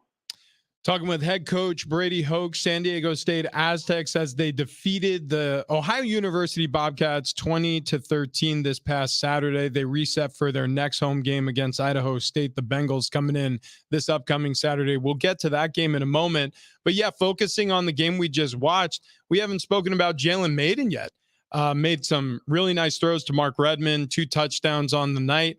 No interceptions, most importantly. How do you feel your starting quarterback played? You know what? I thought he started a little slow. I thought we did really offensively to some degree, but I thought, played better as the game went on. I thought his decision-making was good. He took care of the football. Loved it when he scrambled, not the designed runs as much. I think we got to do better there. But when something wasn't there, he did a nice job of tucking with the ball and getting some first downs. Coach, did the players have anything to say about the students that came out, man? The student section overflowing. Were they happy to see that? Yeah, I'll tell you what. I'm glad you brought that up because they did. I mean, they after the game, talking to them, you know, they noticed that there was a great amount of students there, and I tell you, the show being there, it was great, and it's great to see. And hopefully, you know, we keep playing the way we're capable. We keep getting the show there to support, and it was awesome. You just made Travis so happy. You have no idea. He was fist pumping. I'm doing laps, Coach. I'm glad you brought that up, Travis. He's over here literally out of his chair right now. Like, look, I am. I'm glad he said it because I was driving in this morning and I was thinking about it, and you know, I heard your introduction, Rich, this morning on the way in at 6 a.m. That's always pleasant. Yeah. Coach Brady Hoke is a listener of the show. No question. Tier 1. Get this guy's shirt. Yeah. We got stickers. We got keychains. We have so many things we're going to send to your office. Coach, something we want to do this year for every week when we chat with you on Monday mornings is for you to give like a gold medal out. And I think it belongs to the coaching staff. So between Coach Deacon, Coach Maddox, and Coach Lindley, your coordinators and your special teams coordinator, who are you giving the gold medal to this week? Probably Deke. You know, even though we got, you know, we missed a field goal there that we don't expect from Jack, but you know, I think Deke did a great job preparing us, and you know, we were ready for the onside and got that thing set up the right way to defend it. So I thought overall, you know, the special teams and a couple examples, they kind of set the tone for what kind of game we were going to have. Talking with Brady Hoke, head coach of the San Diego State Aztecs after a big win in the opener. A lot of people down there at Snapdragon Stadium, but they always want more. So buy your tickets right now at goaztecs.com. Idaho State coming to town. The Bengals coming to town. This is going to be a big one as we lead ever closer to UCLA. And the reason why I bring that up is because this has trap game written all over it. So you're riding off a big win. It feels good. You're maybe looking down the line at the Bruins. How do you handle a week like this, Brady? Early in the season, you know, you're still building the culture of the 2023 Aztecs. How do you get them up for this football game? Well, I don't think we'll have a problem. You know, like I said, we got so many things we got to do better. You know, from a fundamental standpoint, our execution, Rich. I mean, we've got nothing, you know. And then you said Bengals, and I thought Joe Burrow, but I'm going to tell you, this is a good football team. The amazing thing is, we don't know one thing about what they're doing offensively and defensively. There's no film out there. It's a whole new staff from a year ago. There has been changes to offensive coordinators, defensive coordinators.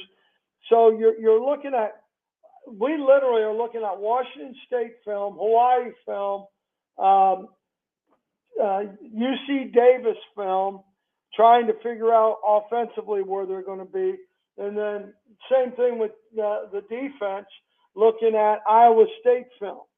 So it's one of those games you don't know much about your opponent. They've got new guys in. I think there's a total of 29 new guys on their football team from a year ago. So, you know, with the transfer portal and all that kind of stuff, it's a toss-up. And what we've got to reflect on and what we have to get better on is take away the missed assignments that we had last week, focus on finishing plays on both sides of the ball and in the special teams, and being more fundamental and a technique sound than we were last week. You know, every week we've got to improve. We got to improve. And that's got to be self-driven, and it's also got to be driven by us as a staff. Yeah. No question about it. I mean, you even got some USFL tape to look at with this special teams coordinator. I mean, exactly right. It's insane. These are the great unknowns. And unfortunately, You're tasked to handle this every single week, but we're glad we got you on the show, and we're glad we got to catch up after a win. Looking forward to doing it again a week from today. Thanks, Coach. Thanks, guys. Appreciate it. There he goes. There he goes. Head Coach Brady Hoke. He was in a rush. Got to go look at some film of UC Davis. Got to go check out those Bengals and get as much information. And again, he said it's not the Cincinnati Bengals. Like, you're not going to see Joe Burrow out there with this team, but every team poses a threat, especially when you really don't have any film. They didn't have any film on the 2023 Ohio University Bobcats because it was week 0. They don't have any film on Idaho State because they haven't played yet. Yeah. And it's a completely different turned over coaching staff and roster. I wanted to ask Coach, but I didn't want to set him up for something bad. But did you guys see the video of Jalen Maiden nailing the ref in the face? So when that happened, there were 2 guys on Maiden, and he would have gotten sacked for 10 yards, 15 yards if he didn't throw the football. As he was falling backwards, he throws the football, and it drills. And I mean drills. Square in the nose. The official in the chops, and like they called a timeout. I remember saying like, "Ooh," during the broadcast. Like, I couldn't help myself because I'm like, I think he just got punched. And then he's holding his face like this. He's just like, "Oh, no!" I'm like, I think that official's in a lot of pain right now. Like, I wanted to set it up with Coach. Like, did that bring a smile to your face when you saw it on film? Because everyone hates refs. Right. Yeah, like that's God. It made me smile. That guy earned his $100. Dude, right now, yeah, I wanted him to have all of his teeth knocked out. That son of a bee sting. Is it the same dude that called roughing the passer later in the game? Because guess what? Different guy, but he was. But you know what? These guys, yeah, you're right. All of a sudden, man, that's like saying a lead, like not on our watch. Yeah, that game ended up being way too close. Yeah. How would you guys like to see 50 Cent I'd like to. at the North Island Credit Union Amphitheater this Thursday night? Yeah. Tickets and info, Ticketmaster.com. Or we got a pair of tickets to go see Weezer at Gallagher Square September 3rd. Tickets and info, Ticketmaster.com. Or we need you to call right now, 844-570-1360. We play a little game here on Mondays. It's called That's Bunk Man. We need you to call for your choice, dealer's choice, coming up next.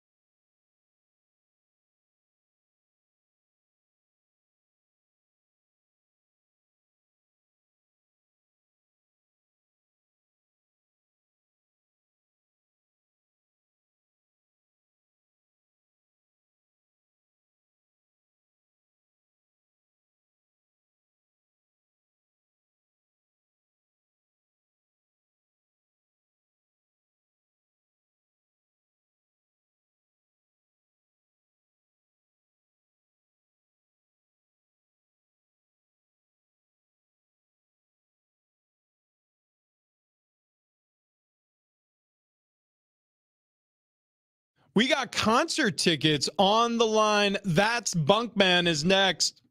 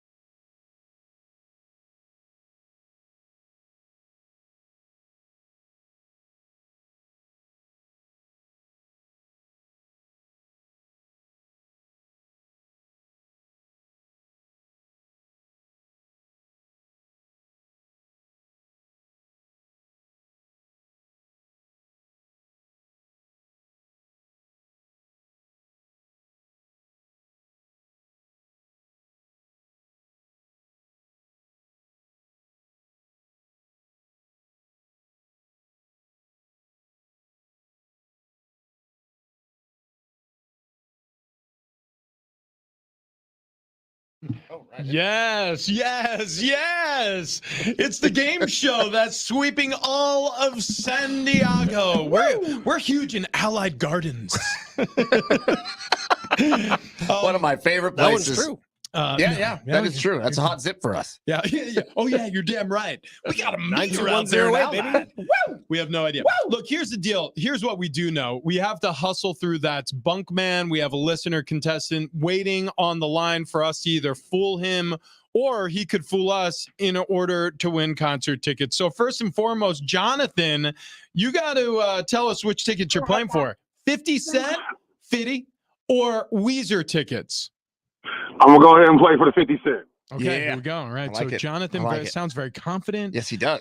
So this is the way the game goes. We tell you a story about our lives. You have to decide whether that story is true or if it's Bunkman. Travis, you go first. Okay, here we go, Jonathan. Right off the get-go, while I was attending a Dave Matthews concert over the weekend, I was nearly in a fist fight, pushing a curd with a 70-year-old man because he thought I was talking too much. Is that true, or is that Bunkman? Oh, man. I'm going to go with after Bunk, man. Ooh, wrong. That was absolutely true. Here he is flipping me off. Having been to yeah. a concert with Travis, this does not surprise me. Yeah, I mean, he turned around and yelled, "Shut the F up," several times. Yeah. Hey, Kendall, have you started school yet? That was Travis at a concert. I like Yeah. Post Malone. This is Hey, entertaining. Ben, have you ever seen the OC? By the way, I Oh was my attending the concert with an MMA fighter and 2 lawyers, so he picked the wrong group to scream at. All right, moving on. Jonathan's in an 0-1 hole. Benny, what do you got for John? All right, Jonathan. Last week we talked about it on the show, and we talked about the fact that before every Aztec season, the first time I see J.R. Tolver, we embrace in a massive bear hug. I did not get my hug this year. Is that true, or is that Bunkman? Oh, that's Bunk. Got the hook. Did it. He did Wow. it. I got a big ass hug from J.R. Yeah, Tolver. Look and how happy Ben is. it was magical. Oh, you got your hug. Yeah. Ben's love language is physical touch. He's very handsy Everyone around the knows it. building. We don't have an HR department any longer, and Ben's a big reason why. Moving on. All right. Here's my question for you, John, or my story. Okay, so right now it's tied 1-1. He needs to get this one right. Here we go. My wife's grandfather is the original inventor of the patty melt. Is that true or is that bunk, man? That's bunk, man. That is actually true. Wow, yeah, that's So true. my The patty melt? Yeah, that's what we said. That's what we said, Jonathan. My wife's grandfather's name is Tiny Naylor. You can look up this story. He had waffle shops up and down the West Coast. He owned tons of them, and he invented the patty melt and sold them at many of his restaurants. So right now, John, Wow. you are 1-2 right now. I've known Rich for 6 years, and I just found this out last week. Literally Friday, Jonathan, we were like, what the hell? Why didn't you lead with that? So, Wow. yeah, I know. It's incredible. It's incredible. All right, Jonathan, you got to get this one. You got to get this one. Here it is. I have never been out of the United States of America. Is that true or is that bunk, man?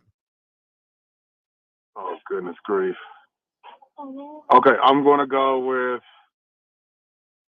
that's bunk, man. Oh, no!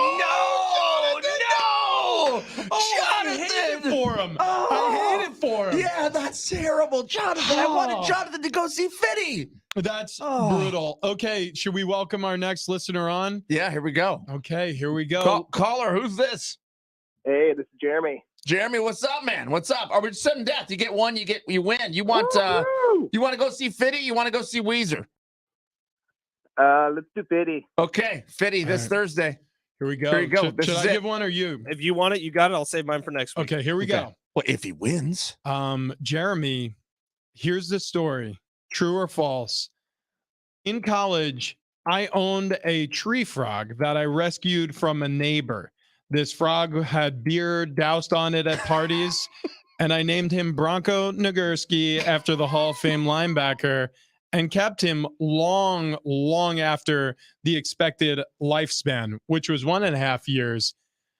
It actually survived 5.5 years. And when I went to Mexico with my wife on vacation, my mom did not give the frog water and he dried out and died. Is that true or is it bunk, man? Oh, man. I remember that tree frog story. I'm going to go true.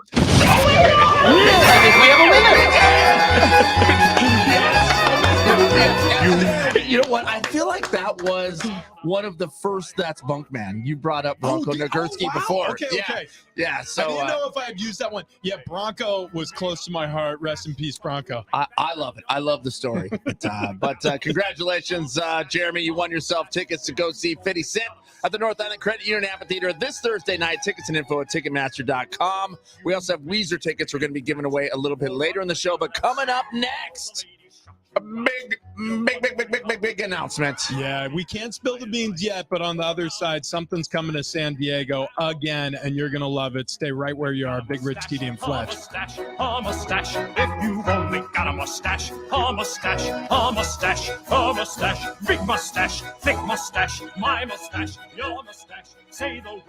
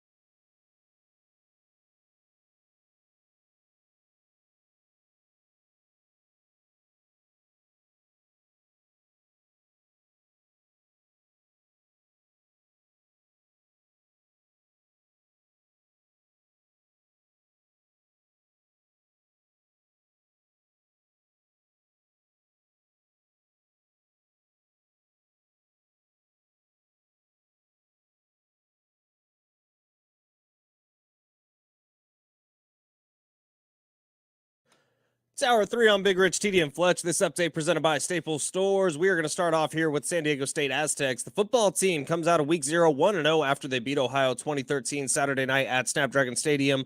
Tight end Mark Redmond, he had a pair of touchdown catches. The defense took away 3 interceptions. Aztecs win their first game of the year. This week, Idaho State's coming to town. Tickets are available at goaztecs.com.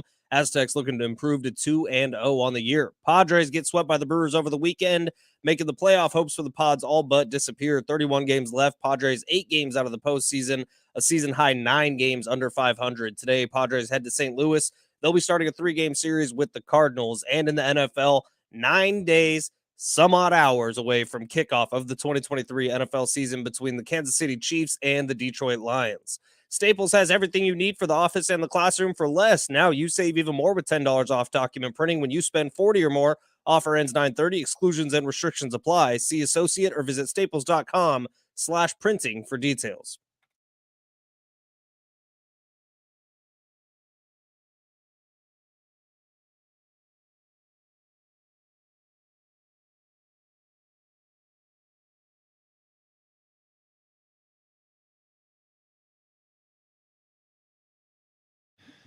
Yeah! Woo! Good morning. Happy Monday to those who celebrate an abbreviated screen because I didn't want to scare the wits out of our guest in studio right now, esteemed guest from around San Diego, a collection of people you ought to know, and that's the reason why we're having him on this morning. We have a super exciting announcement to make here on Big Rich, TD, and Fletch. And in studio, we have Mark Neville, CEO, San Diego Sports, or I should say Sports San Diego. And then who does the marketing with Mark is Natalie Schneck. Both of them standing in attendance, looking very nervous, patiently waiting for me to shut up so they could tell us why they're here. We're waiting, Rich. Okay. So We're I'm going to step It's usually aside. a long wait. I'm going to step aside. I'm going to let you do the talking. All right. I want to hear exactly what's happening. And you're not going to scream anymore, And I right? won't scream anymore. Good. I may interrupt you, though. Yeah, that may I'm happen. very excited. Right. All right. So the Holiday Bowl. Everybody knows the Holiday Bowl, right? It's coming on December 27th. It's going to be at Petco Park, kicking off at 5 o'clock, ACC and Pac-12. It's going to be televised nationally on Fox. But we have a really exciting announcement that we're making here this morning, and it is that the legendary and iconic KGB Sky Show is back at this year's Holiday Bowl. Now you can scream, Rich. Oh my gosh. Sports San Diego is launching Sky Show once more. It's great news. Love it. It's great news. It's a huge day, December 27th. What we're doing, we got the Port of San Diego Holiday Bowl parade in the morning, right? Great parade, America's largest balloon parade right down there along the bayfront. And then you can hang out, go get some drinks and food in Little Italy or the Gaslamp Quarter or East Village, and then head on over to Petco Park, America's greatest ballpark, and get some drinks and food, and then sit down, watch the spectacular pregame show with the skydivers and the giant American flag being unfurled and the flyover. And then we got exciting football, and the halftime is going to be great. We got the marching band, we got ACC, we got Pac-12 for the last time, and then and then as it looks, and then afterwards we got the KGB Sky Show. That is a day for San Diego. 2 iconic events merged together. San Diego's biggest holiday party. I do. I mean, I think you're speaking our love language, and and the answer is like I do. I'm in love. Yeah. Wow. Yeah. And I'm touched and kind of freaked out by that. Well, no, listen. I freak everybody out. Travis has that effect on people. 70-year-old man punched him in the face this weekend. It's He okay. didn't punch me. He wanted to, though. He was threatening. He was to do very so. angry at me. Dave Matthews. Yeah, fan. look at this photo, Mark. Look at this man who I angered. Yeah. Yeah. He Wow. was very upset. Yeah. Very upset Apparently, at me. Travis was a little too chatty in the crowd in front of Right. this gentleman. He was there to enjoy Dave And I think Matthews it's funny Band. that his walker is right next to him too. Yeah, So absolutely. I had the high ground on him. I felt comfortable in this confrontation. He looks spry though in that picture. he does look quite like a gazelle. Yeah. Actually. Yeah. Yeah. Well, it's I'm here. No fights occurred. Natalie Schneck joining us in studio as well. So this is obviously awesome for the community. We're super pumped that it's going to be back at Petco. That Sky Show in conjunction with Sports San Diego, KGB Sky Show coming back to Petco Park. What are going to be the challenges of getting word out about this event as we get closer to the December 27th kickoff here? When you have football and fireworks together, I think it becomes pretty simple. You've got, the great thing is these are just two iconic San Diego events. The Holiday Bowl on its own, the KGB Sky Show on its own together. Like Mark was saying, this is a legendary game day lineup. So I think the real challenge is, how fast can we get there? Yeah. Yeah. No kidding. No kidding. Are there any surprises that are going to happen in the Sky Show this year? Or we're not allowed to say that yet. There would be. I couldn't Good tell you. point. That is a good point. Man, I think that's a good segue to get people to get their tickets, and then they can figure it out on their own, right? Yeah. Where do we go to get tickets? Holidaybowl.com. You Okay. go to our website. We've got a beautiful bright red tab that says tickets.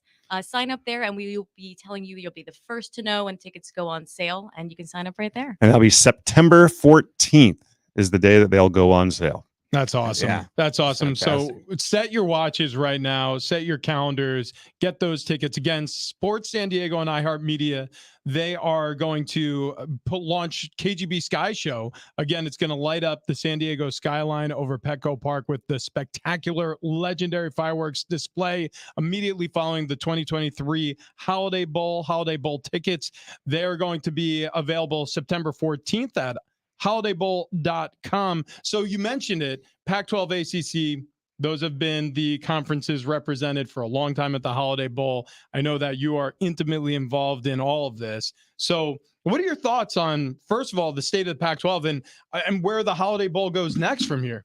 It's a, first of all, the realignment, it's a bummer. The Pac-12 has been around a long time. It's has incredible tradition and history.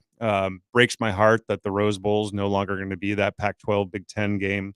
What it means to us, number one, it doesn't impact us at all this year. We're still going to have the Pac-12 and the ACC this year. Next year in 24 and 25, we'll see. Fortunately, we're coveted by the Big Ten. They have a West Coast presence now with USC and UCLA and Oregon and Washington. We're coveted by the Big 12. They've got the two Arizona schools. They've got Colorado, Utah, and BYU. And of course the Mountain West, with our San Diego State Aztecs and who knows what's going to happen with Washington State and Oregon State. So we'll see. There's not one person on this planet that could tell you what the Holiday Bowl is going to look like in 24 and 25. I'll tell you, it's still going to be a great game. And we're still going to have a great matchup. And we're working through that. And then once we get to 26, again, nobody knows what's going to happen with playoff expansion and the impacts of that, which is exciting. But the conference realignment, I don't think it's good. I mean, the Pac-12 and the Mountain West are two West Coast conferences, right? And for football. And now without the Pac-12, it leaves the Mountain West. And there's, most of the teams are all Texas and East. We need to be represented out here. And so it's a bummer that the Pac-12 is going away. Yeah. But what doesn't change is the Holiday Bowl will be there. Holiday Bowl is still going to be around. There's no question about it. And again, those schools need places to play. And the Big Ten has a West Coast presence.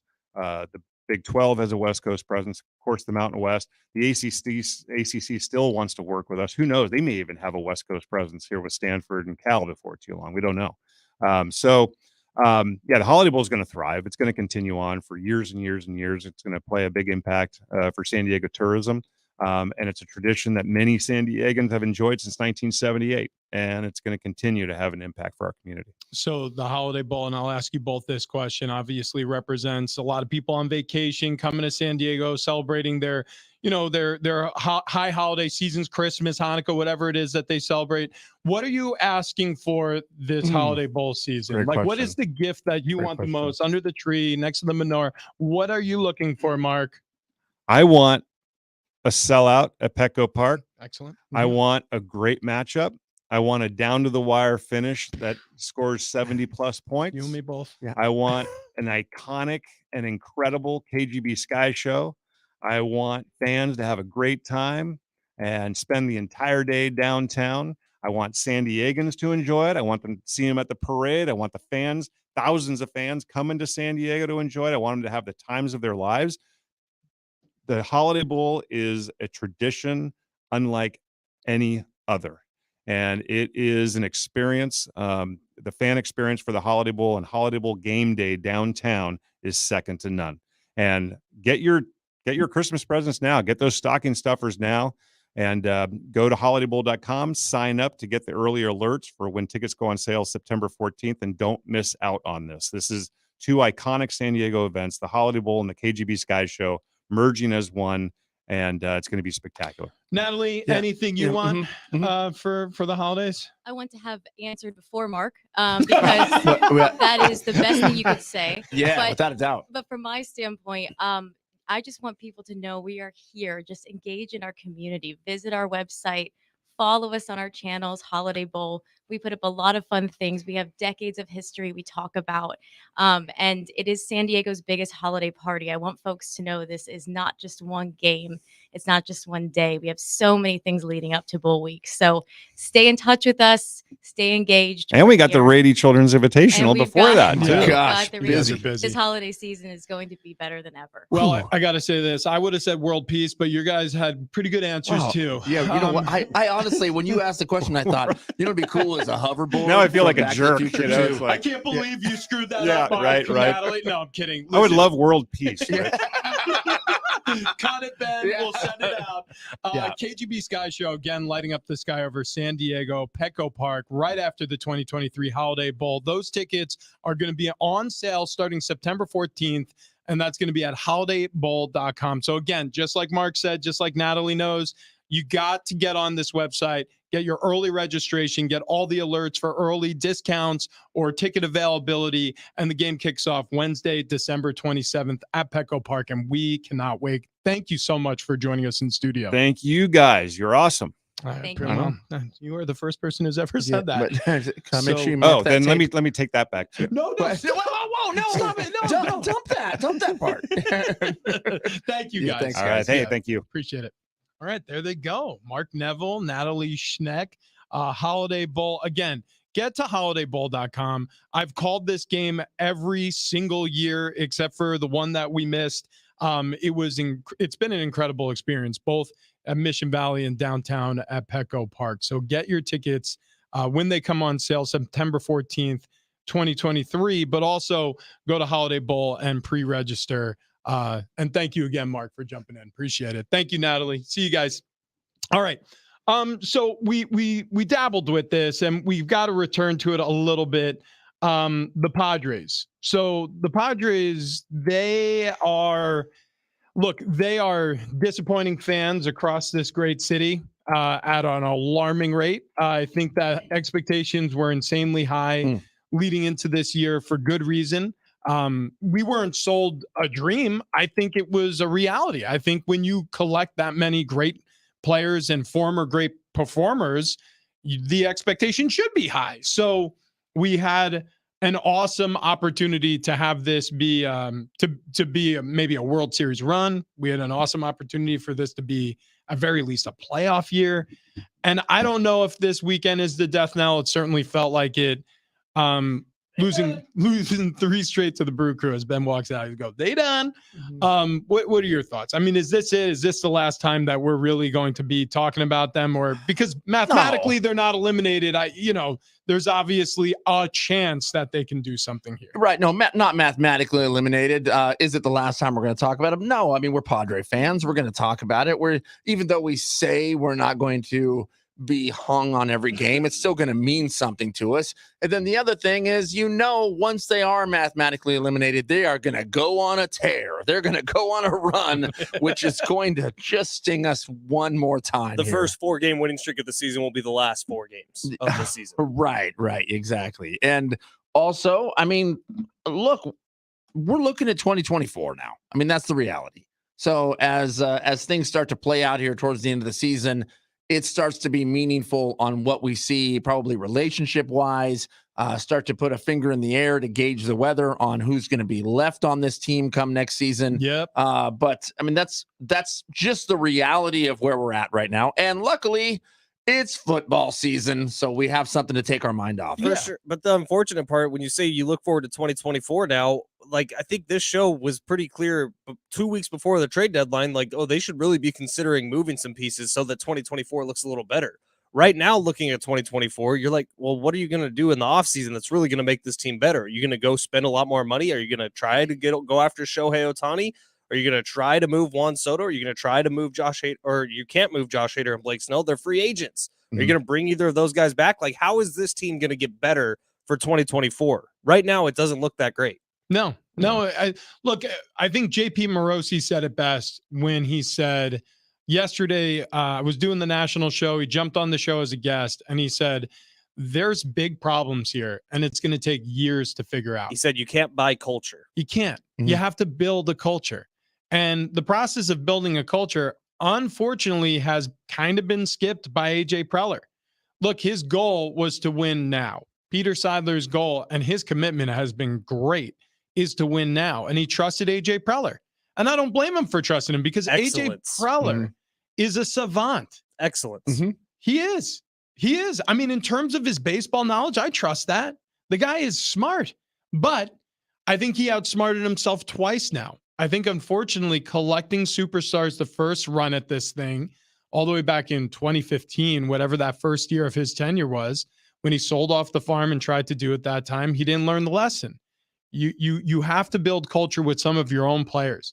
You have to grow up with some of these guys. Those players need to have a consistent message throughout their time with the organization. You can't be firing every hitting coach that disagrees with you. You can't fire every manager because you need somebody to take a fall for a bad season. There has to be some level of trust and culture that exists year to year, because if you don't have any carryover, then what's anybody fighting for? Yeah, and I mean, we've brought up the term common denominator, and as you look back at these past seasons, the common denominator is unfortunately AJ Preller. I mean, I do think that's where the eyeballs need to go to. Now, does Bob Melvin need to go? Maybe. I mean, maybe that's part of it. But it does feel like Bob Melvin is kind of a yes man. I mean, he's kind of a guy that's just looking at stats and is told from probably Preller of like, hey, look, we got this figured out. Just follow our lead and it will work. Follow what that iPad says. Now, I don't think that's 100% of it, but there are times where I think that wasn't his gut, right? I mean, that was not his gut talking on. We have heard that Melvin and Preller don't necessarily get along about a few things. And I think Matt Carpenter was one of the big things. I think there were other issues along the way that Preller and Melvin don't get along. So I think if Preller stays, Melvin's gone no matter what. Yeah. Now that could be a change because Peter Seidler, we also know, loves Bob Melvin. So if Preller's gone, maybe Melvin stays. I don't know. But look across sports. The big three in Brooklyn with Kevin Durant, James Harden, and Kyrie Irving. That was a disaster. This Padres team has been a disaster. What happened with the 2020, the COVID Aztecs team, doesn't happen, where they brought in KJ Fagan, Malachi Flynn, Yanni Wetzel, and that team gelled immediately. It takes a really special group of personalities for something like that to work. And it clearly has not worked with these San Diego Padres. Well, and also you got to remember, yeah, you can bring in some transplants, some people from the transfer portal when you're talking about college basketball or college football, but there were guys on the court with those guys who had been in the program for 4 and 5 years. And the most special Aztecs that we remember are guys like Lamont Butler, who started as freshman. We've seen every game of his career. Matt Mitchell, same thing. But the point is, like, it's about culture. That's that. I mean, rewinding back to the original thing that we were talking about, it's about if you have an institution in place, it's a lot harder for that to fall or for people to turn their back on it than as opposed to what we've seen, where Juan Soto is answering questions and he's frustrated, obviously. But instead of saying, hey, you know, we're just a group of guys in here fighting for each other and we're trying to figure it out. And I know that we are playing below expectations of our fans. We're playing below our expectations, but we're in this together. And the one thing I can promise everybody is we're trying to get this thing right. Instead, we heard from Juan Soto, who's one of the highest paid players doing what he does in baseball, saying, and by the way, expected to be paid even more because when that contract comes up, you know, there's going to be a bidding war over Juan Soto, regardless of what anybody feels about him. He said that we give up. And by the way, going back to the Peter Seidler, AJ Preller is excellence thing, Of course he said that. Yeah. What else is he going to say? Exactly. I mean, Seidler's playing this right. He's trusting his guys to do the job. And guess what? He'll trust them all the way up until he fires them. Oh, because that's how business works. You trust him. I mean, you can't come out publicly and say, "Hey, AJ Preller he does kind of stink at this, right, guys?" Like, I mean, we really haven't been very good, even though I'm spending a lot of money. Yeah, like that's not like everybody would be like, "Hey, can I get a refund on my season tickets?" Like anybody who's been critical of that statement from Peter Seidler, I'm like, yeah, well, what the hell else is he supposed to say? He's the boss. I mean, so even if he's lost trust in AJ Preller, he's not going to come out and say it. No, I mean, it just can't happen. But no, I agree. There's nothing else he could have said in that scenario. Nothing. No, and it's not his fault. Look, if there's anything, turns out he's not good. What do you think about AJ Preller? Well, I got to tell you. I don't like his haircut. I don't like his personality. I don't like anything he's done with the team lately. We haven't won a whole lot of games. We went to that one playoff run. I kind of feel like we got lucky. This has been a disaster. But anyways, get your 2024 Padres tickets. Season tickets go on sale in a week. See you later. Yeah. No, it's got to be tough if you're Pistol Pete Seidler sitting up in your booth and watching what's happening this season, because it's not for a lack of effort. It's not for a lack of paychecks. It's not for a lack of trying to trust the people who you've employed to handle business for you at the baseball operations standpoint to get this right. They haven't gotten it right. And I do think that the bottom line is culture. Unfortunately, it's a bad one. Yep. No, you're right. But I don't know if it's a culture that's led by Bob Melvin or AJ Preller. It's a culture that to me feels like there's just probably too many top dogs there in that I was gonna say clubhouse. That's not the word I'm looking for. Front office. Yeah. Front office and the locker room. Yeah. Well, listen, we got to scram. We got to talk a little Trey Lance. He's now a Dallas Cowboy. That news broke on Friday last week after our show went dark. So we'll reset that here coming up next. But before we do, if you're bored at work, I want you to download a very special app, one that's very special to me. It's the Underdog Fantasy app. Okay, so this thing makes every day a little bit more exciting. So Underdog Fantasy has a new way to play alongside your favorite football team all season long. It's a fantasy game, but you can win real money, and it's legal here in California. And why I said it, you can use it while you're bored at work, because you don't have to wait for the football season. You could do this with Major League Baseball. You can get on their pick'em. You can guess how many strikeouts a pitcher is going to throw, higher or lower the number they give you. You can guess how many bases a batter or a hitter is going to get, higher or lower the number they give you, strikeouts that they're going to have at the plate. It's a lot of fun. So, you're just trying to pin the tail on the donkey. You throw $5 on it. It'll multiply up to 2 times, all the way up until 20 times your initial buy-in. It's really cool. I've done this for 2 years now, and it's the best fantasy app I've ever used. So build your team today. Head over to the easy-to-use mobile app or head to underdogfantasy.com. Sign up with promo code EXTRA. That's XTRA, and Underdog will double your first deposit up to $100. That's Underdog Fantasy, promo code XTRA. Must be 18 plus and present in the state where Underdog Fantasy operates. Terms apply. Concerned with your play, call 1-800-GAMBLER or visit www.ncpgambling.org. And coming up next, Lance to Dallas. What does Dak think of all this? That's a mouthful, and that's next.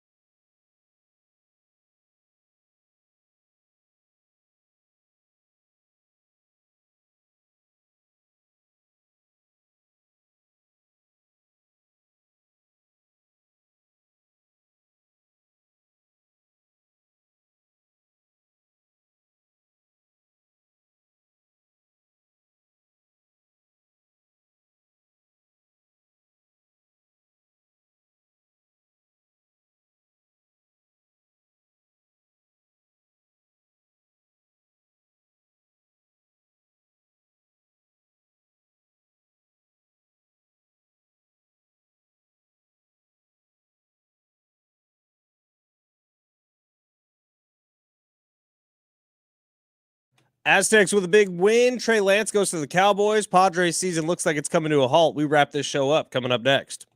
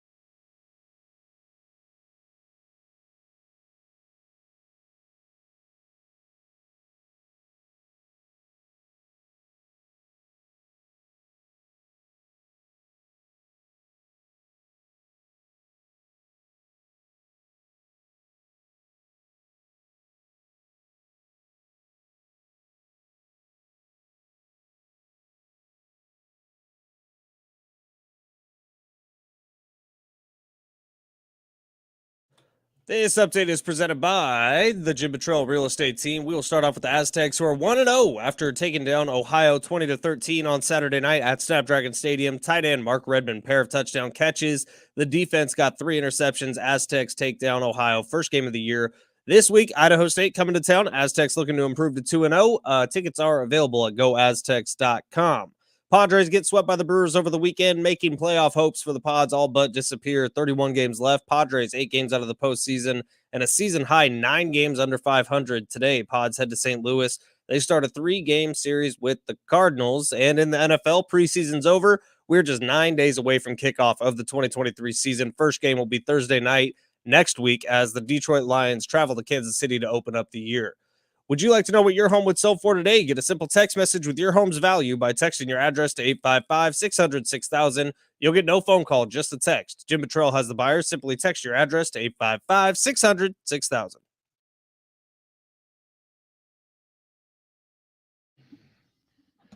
It's Big Rich TD and Fletch, San Diego Sports 760.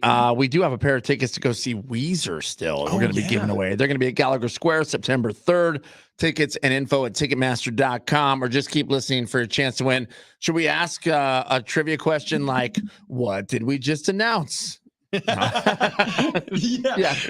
What's the big announcement in San Diego today? We want you to call in. We'll figure out what you need to call them with, but I think that's a good idea. Yeah, that's the big announcement, by the way. Sky Show back. Yeah, man. Come on. So I have had front row seats to Sky Show for years now, either at Aztecs games, wrapping up the call, or the Holiday Bowl downtown at Petco Park last year on the call with John Schaefer. It's incredible. If you've never been to a Sky Show, I'm not even blowing smoke here. I'm not a huge fireworks guy, but it is breathtaking what they do pyrotechnically. And the fact that it wraps up a football game, and usually a good one. They're very selective about the games that they had picked when they were doing it. What'd you say? Big offense. Big offense? Yeah, usually there's a lot of points scored in the Holiday Bowl. Yeah. Well, before that, it was with the Aztecs, is what I meant. They would pick a really good game, but obviously, Holiday Bowl, the teams they pick, normally they want to see high numbers. I think it might have been last year. There was a really cool shot that kind of went viral of a guy running into the end zone, and behind him was the Jumbotron. And so it was carrying the whole play from Petco Park, obviously. And right behind the guy, you could see the Jumbotron watching him go into it was Inception. Yeah. It was weird. We were incepted at the Holiday Bowl. So the the show goes dark on Friday, and our resident 49ers fan, Ben Fletcher, he received news that the Trey Lance era is over in San Francisco. We knew it was coming. We didn't. Yeah. We knew he was getting come on. traded. You were saying last season, right at kickoff, you're I like, know what I was saying. Trey Lance is going to be an MVP this year. You did say that. I said a lot of money was coming in on Trey Lance to win MVP. And you said my money is My on money Trey Lance to be the did go MVP. in. Here's the deal. Darren Smith is a real jerk. We all know that, right? Yeah, of course. Darren Smith went back all the way in my Twitter account Oh. to the draft day Mhm. when I talked about how tight my pants were because Trey Lance was drafted to the 49ers. Wow. And Darren went all the way back 3 years and retweeted that. What's crazy is they're still tight, but now it's Brock talk. Brock talk, baby, Yeah. all day. He's got He's got big socks. hurting for Purdy. Let's put it that way. Big sock Brock. Good Lord. No. So many nicknames for your new man. Yeah. Like, and that's what it is a little bit. It does feel like the 49ers have been like, thank you next. Mhm. No, with it's Trey like, Lance. yeah. you move in Yeah. with somebody, you guys break up, they still live together, and then you start dating someone new and move them in, Yeah. and the Well, other person Yeah, still but lives like- there. But usually it's not like in like a 6-day span. How about this? Imagine you're an architect, right? You're an architect, like a world famous architect. You're pretty good at the job, but you're relatively new. And your neighbor says, you know what? I want you to do our house. And you're like, got you, fam. So you build them a house.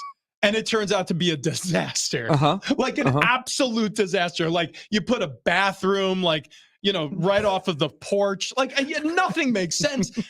This house was supposed to be like one of those houses that you'd ask your neighbor, hey, I got some people want to work with me. Do you mind if they do a walkthrough? Right. And meanwhile, every time you get into the driveway, you're reminded at how big of a mistake it was.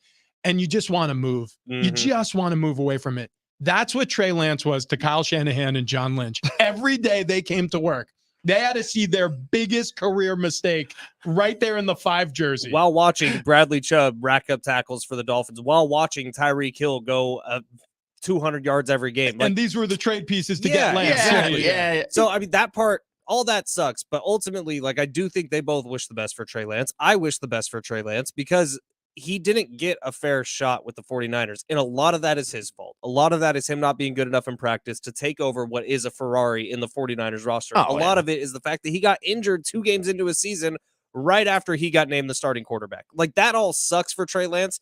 Ultimately, if this was on the Texans, Trey Lance would still be the starting quarterback. They would be trying to figure out how to make it work. The Texans are not the 49ers. The 49ers are ready to win a Super Bowl right now. And just like we talked about the Padres being a performance-based business, if you perform well, more people will come. That's what we saw happen from last year to this year. If Trey Lance would have performed well, they would have stuck with him. Yeah, and I don't know if I buy that the 49ers are staring down their trade picks that they traded away to get Trey Lance, How because could you not? They're headline names. they have a solid team. They have a solid team without those headline names. They have a Super Bowl contending team without those names. To me, it's, they built a Ferrari, but somebody put a bumper sticker on it, and that bumper sticker was sitting out there at practice every day. So they'd walk out and go, this thing's beautiful, until we look at that, and then let's scrape that thing off. And that's what they did. And now he's a Cowboy. Yeah, they're like, why do we have this Whip It Out Wednesdays ticket bumper sticker on here from 933? I mean, this doesn't even make sense. I don't even think that station exists anymore here in the Bay Area. Is that Like, Frankie V? Yeah. it's one of those things where, you make mistakes in this business. The crazy thing about it is, normally you can't make a mistake this big and keep your job. Like, normally this is a fireable offense. Normally, if you take a guy and trade that much value for him and you miss, you're gone. Mm-hmm. He's not the one getting traded. You're gone. They may even hold on to, Kyler Murray's still in Arizona. Both Cliff Kingsbury and Steve Keim, the head coach and general manager respectively, are gone. So it is a testament, actually, to how talented Kyle Shanahan is as a coach. It's a testament to how good of a talent evaluator John Lynch is, the fact that they survived this, because it's hard, man. It's hard to say definitively, like, this is the worst, this is the best. Like, we have that discussion all the time in sports. It's very difficult to say definitively. But Trey Lance, that draft, woof. disaster. It may be the worst So draft bust of all time. I don't remember who wrote it, and I'm sorry, but an article came out in The Athletic yesterday, and I read it, and it was about that draft, the 2021 draft, where how tough it was to evaluate talent in that draft because it was coming off of COVID. So you don't have as much film on those guys as you do in normal years. And the article kind of roasted Shanahan and Lynch because it was talking about that is the wrong time to take a risk on somebody. Yeah. And you took such a big risk on Trey Lance. And I was about to say, that's the reason why you saw Alabama, LSU, Georgia, Michigan, traditional powers have so many guys taken in the first round, so many guys taken at the top of that draft. Because when you're a talent evaluator, you got to go to the trusted places and networks that you know can yield great results. They went to a kid who played 12 games at the FCS level at North Dakota State, who just had a high ceiling. Now, he still has a high ceiling. I'm not saying it. I was about to say, yeah, he may still have some NFL potential, but you look back at the draft, there were a lot of really good picks around Trey Lance, before Trey Lance, after Trey Lance. You could have had a lot. You could have gotten Mac Jones. Yeah. And you basically ended up with Mac Jones out of Brock Purdy. But I mean, like you could have had Jalen Waddle. You could have added more to this offense. You could have added to the defense. Like it's going to go down as a really bad draft. And as a Niner fan, that sucks. So now he's a Cowboy. What happens? Career's over? Well, no. Here's the thing. I think Jerry Jones recently has been saying some stuff. Yeah, he has. So it seems like he's kind of like on his way out on Dak. So he got on radio recently and he goes, yeah, you remember back when Jalen Hurts got drafted? I was thinking of taking him. It's me, Jerry. Buy my pizza for $509. He also said he told nobody. It was a front office decision to bring in Trey Lance. When you do Jerry Jones, your shoulders move everywhere. I don't know why, because he doesn't do that. He barely moves. It's like a statue talking. But for whatever reason, I channeled George W. Bush. I would have drafted Jalen Hurts, but I didn't. Now watch this drive. And what's crazy, the Cowboys weren't on anyone's radar for this move. Mission accomplished. Like the Vikings were there, the Seahawks less so. Jerry in a pilot suit on the board of an aircraft carrier. Let me tell you, Dak's back. We got Trey Lance behind him. Cowboy 2023, mission accomplished. But when you think about teams that don't need a quarterback, I think Cowboys were on that list. Yeah, they really are right. No, look. I know. Look, this sounds mean. It's not supposed to be. Nobody needs Trey Lance. Nobody needs a project quarterback. But there are certain teams that may want to inspire better play out of their starting quarterback. And I think that's what this is. I think Jerry's trying to piss off Dak. Trey Lance might not even make the roster. Little bit of fire. Yeah. I mean, they already have Cooper Rush and Will Grier in that. No. Will Grier is gone. Will Grier's gone. They're getting rid of Will Grier. He played his final game as a Dallas Cowboy. But he's still on the team right now. Well, for the next couple days until they have to cut their roster down. Right, but are they going to carry 3? Because they like Cooper Rush. He was tearful as president. So I got to tell you, Cooper Rush, the Dallas-led team by Cooper Rush, looked pretty legit. And they like him there, so they're going to carry 3 quarterbacks? It's possible, but you don't trade a 4th rounder and then cut a guy. I know. I mean, look, they're carrying 3. He's going to be on the active roster unless they get rid of Rush too. But yeah, they're either carrying 3 or 2, but Lance is going to be there because why would you spend a 4th rounder and then get rid of him? It would be like, you know what? Instead, let's just give the 49ers a 4th rounder. I'll take it. And let them cut out of nowhere. It doesn't make any damn sense then. No, that's what I'm saying though. Like the Cowboys really like Cooper Rush. Yes. Okay. How do they feel about Dak? I don't know anymore. I think Jesus. What were you even talking about? I love that so much. It doesn't make sense for them to get Trey Lance. That's my whole point of this entire conversation. But I believe Rich is correct. It puts a little heat there. Yeah. I mean, it shows Dak like, hey, just a heads up, we're still looking at this QB position. Yeah. So no, you're our guy. But we don't know what happens in the future. Remember that ankle injury a couple of years ago? And remember how you were out for a couple of games last year? Yeah. It's just one of those things where look, we're not saying we're single. We're not single. Of course not. And we're not saying that we're out of a relationship. We're just saying it's complicated. Right. And you never know what the future holds. So that's all. And by the way, if we just rewind the clock, I would have taken Jalen. Now watch this drive. Man, that Jerry Jones. Yeah. Gosh. Keeps you on your toes. Yes, he does. Speaking of toes, the Good Feet store. Good Feet store is they have these arch supports, and I've been wearing them for I guess I'm going on a year now. These are fantastic, right? So you slip them into your shoes, you walk around on them, immediately you're going to realize you've been walking wrong for a long time. Your feet are the foundation of the rest of your body. And you don't realize your footwear could have a huge impact on how you feel on a day-to-day basis, and also where your arch sits in your footwear. And that's inconsistent, right? You wear sandals, or you put on your loafers at home, or your slippers, or you put on your sneakers or your dress shoes when you go to work. Like, every shoe fits a little bit different. But with these arch supports from the Good Feet store, you get that continuity, and it helps you alleviate pain in the feet, in the knees, the hip, the back, wherever you're feeling pain in your lower body. It can really help with that.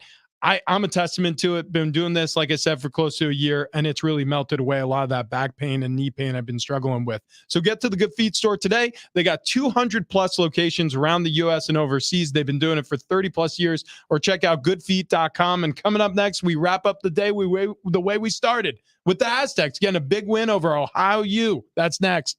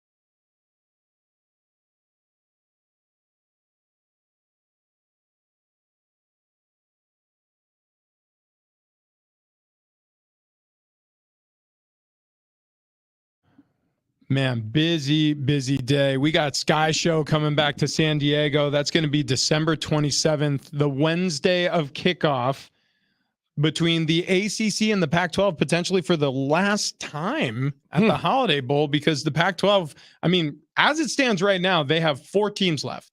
So they got some work to do realigning their conference. But at least for this year, I mean, USC, UCLA still in the Pac-12. You know, Oregon, Washington, they're still in the Pac-12. Utah, Arizona State, they're still in the Pac-12. A little bit of a swan song for the Conference of Champions. And one of those teams, Oregon State, you know, Cal, all of them, one of them is coming to San Diego, and they're going to play against a team from out east in the ACC. So super pumped for Sky Show. KGB Sky Show is legendary around here, and it was really good last year. Can't wait to see it at Petco Park this year. Yeah, very excited. Very excited. I'm hoping there are some surprises this year, some things that didn't happen last year that get to happen, because it's cool, man. It's a cool event. Like, you want Prince to come out? Hologram? Yeah, I would. Did I already tip my hat to that? Yeah. Hologram Prince is really what I vote for every time. And then for the sky to open up and start raining during November rain. Gosh, that was amazing. Just like the Super Bowl halftime when Prince was down in Miami, I think it was. And he starts playing Purple Rain. And like Ben just said, it starts raining during Purple Rain. Yeah. We live in a simulation. Yeah. That might be the best live performance I've ever seen in my life. That I believe, as far as Super Bowl halftime goes, to me, that's number one. Yeah. And number two, I have to say Michael Jackson, because without that Michael Jackson halftime, none of the halftimes that we're watching exist. Shakira and J-Lo. Number one. There was a lot of booty shaking. A You lot didn't of even booty. need the sound on. There was that weird tongue thing from Shakira. Yeah, that happened. I didn't watch. Still to this day, I haven't seen it with sound. It's still got to crack your top 5, yeah? Yeah, it's up there, man. I watched it. We were at a friend's house. We were at a Super Bowl party, and it was just on, obviously, on all the TVs. And I happened to be in the living room. I was sitting with the boys on the couch for a second, and all of a sudden, my my wife and her friend and her friend's mom walk into the living room. They're like, "Oh, look at the 3 boys. They're behaving so well." I got my 8-year-old tucked under one arm, the other one's tucked under the other. I think they were younger then. They were like 6 and 3. And the 3 of us are just watching Shakira and J-Lo just take turns shaking their rumps at the camera. Super Bowl's in Vegas this year. Who would they bring out? Taylor Swift already said no.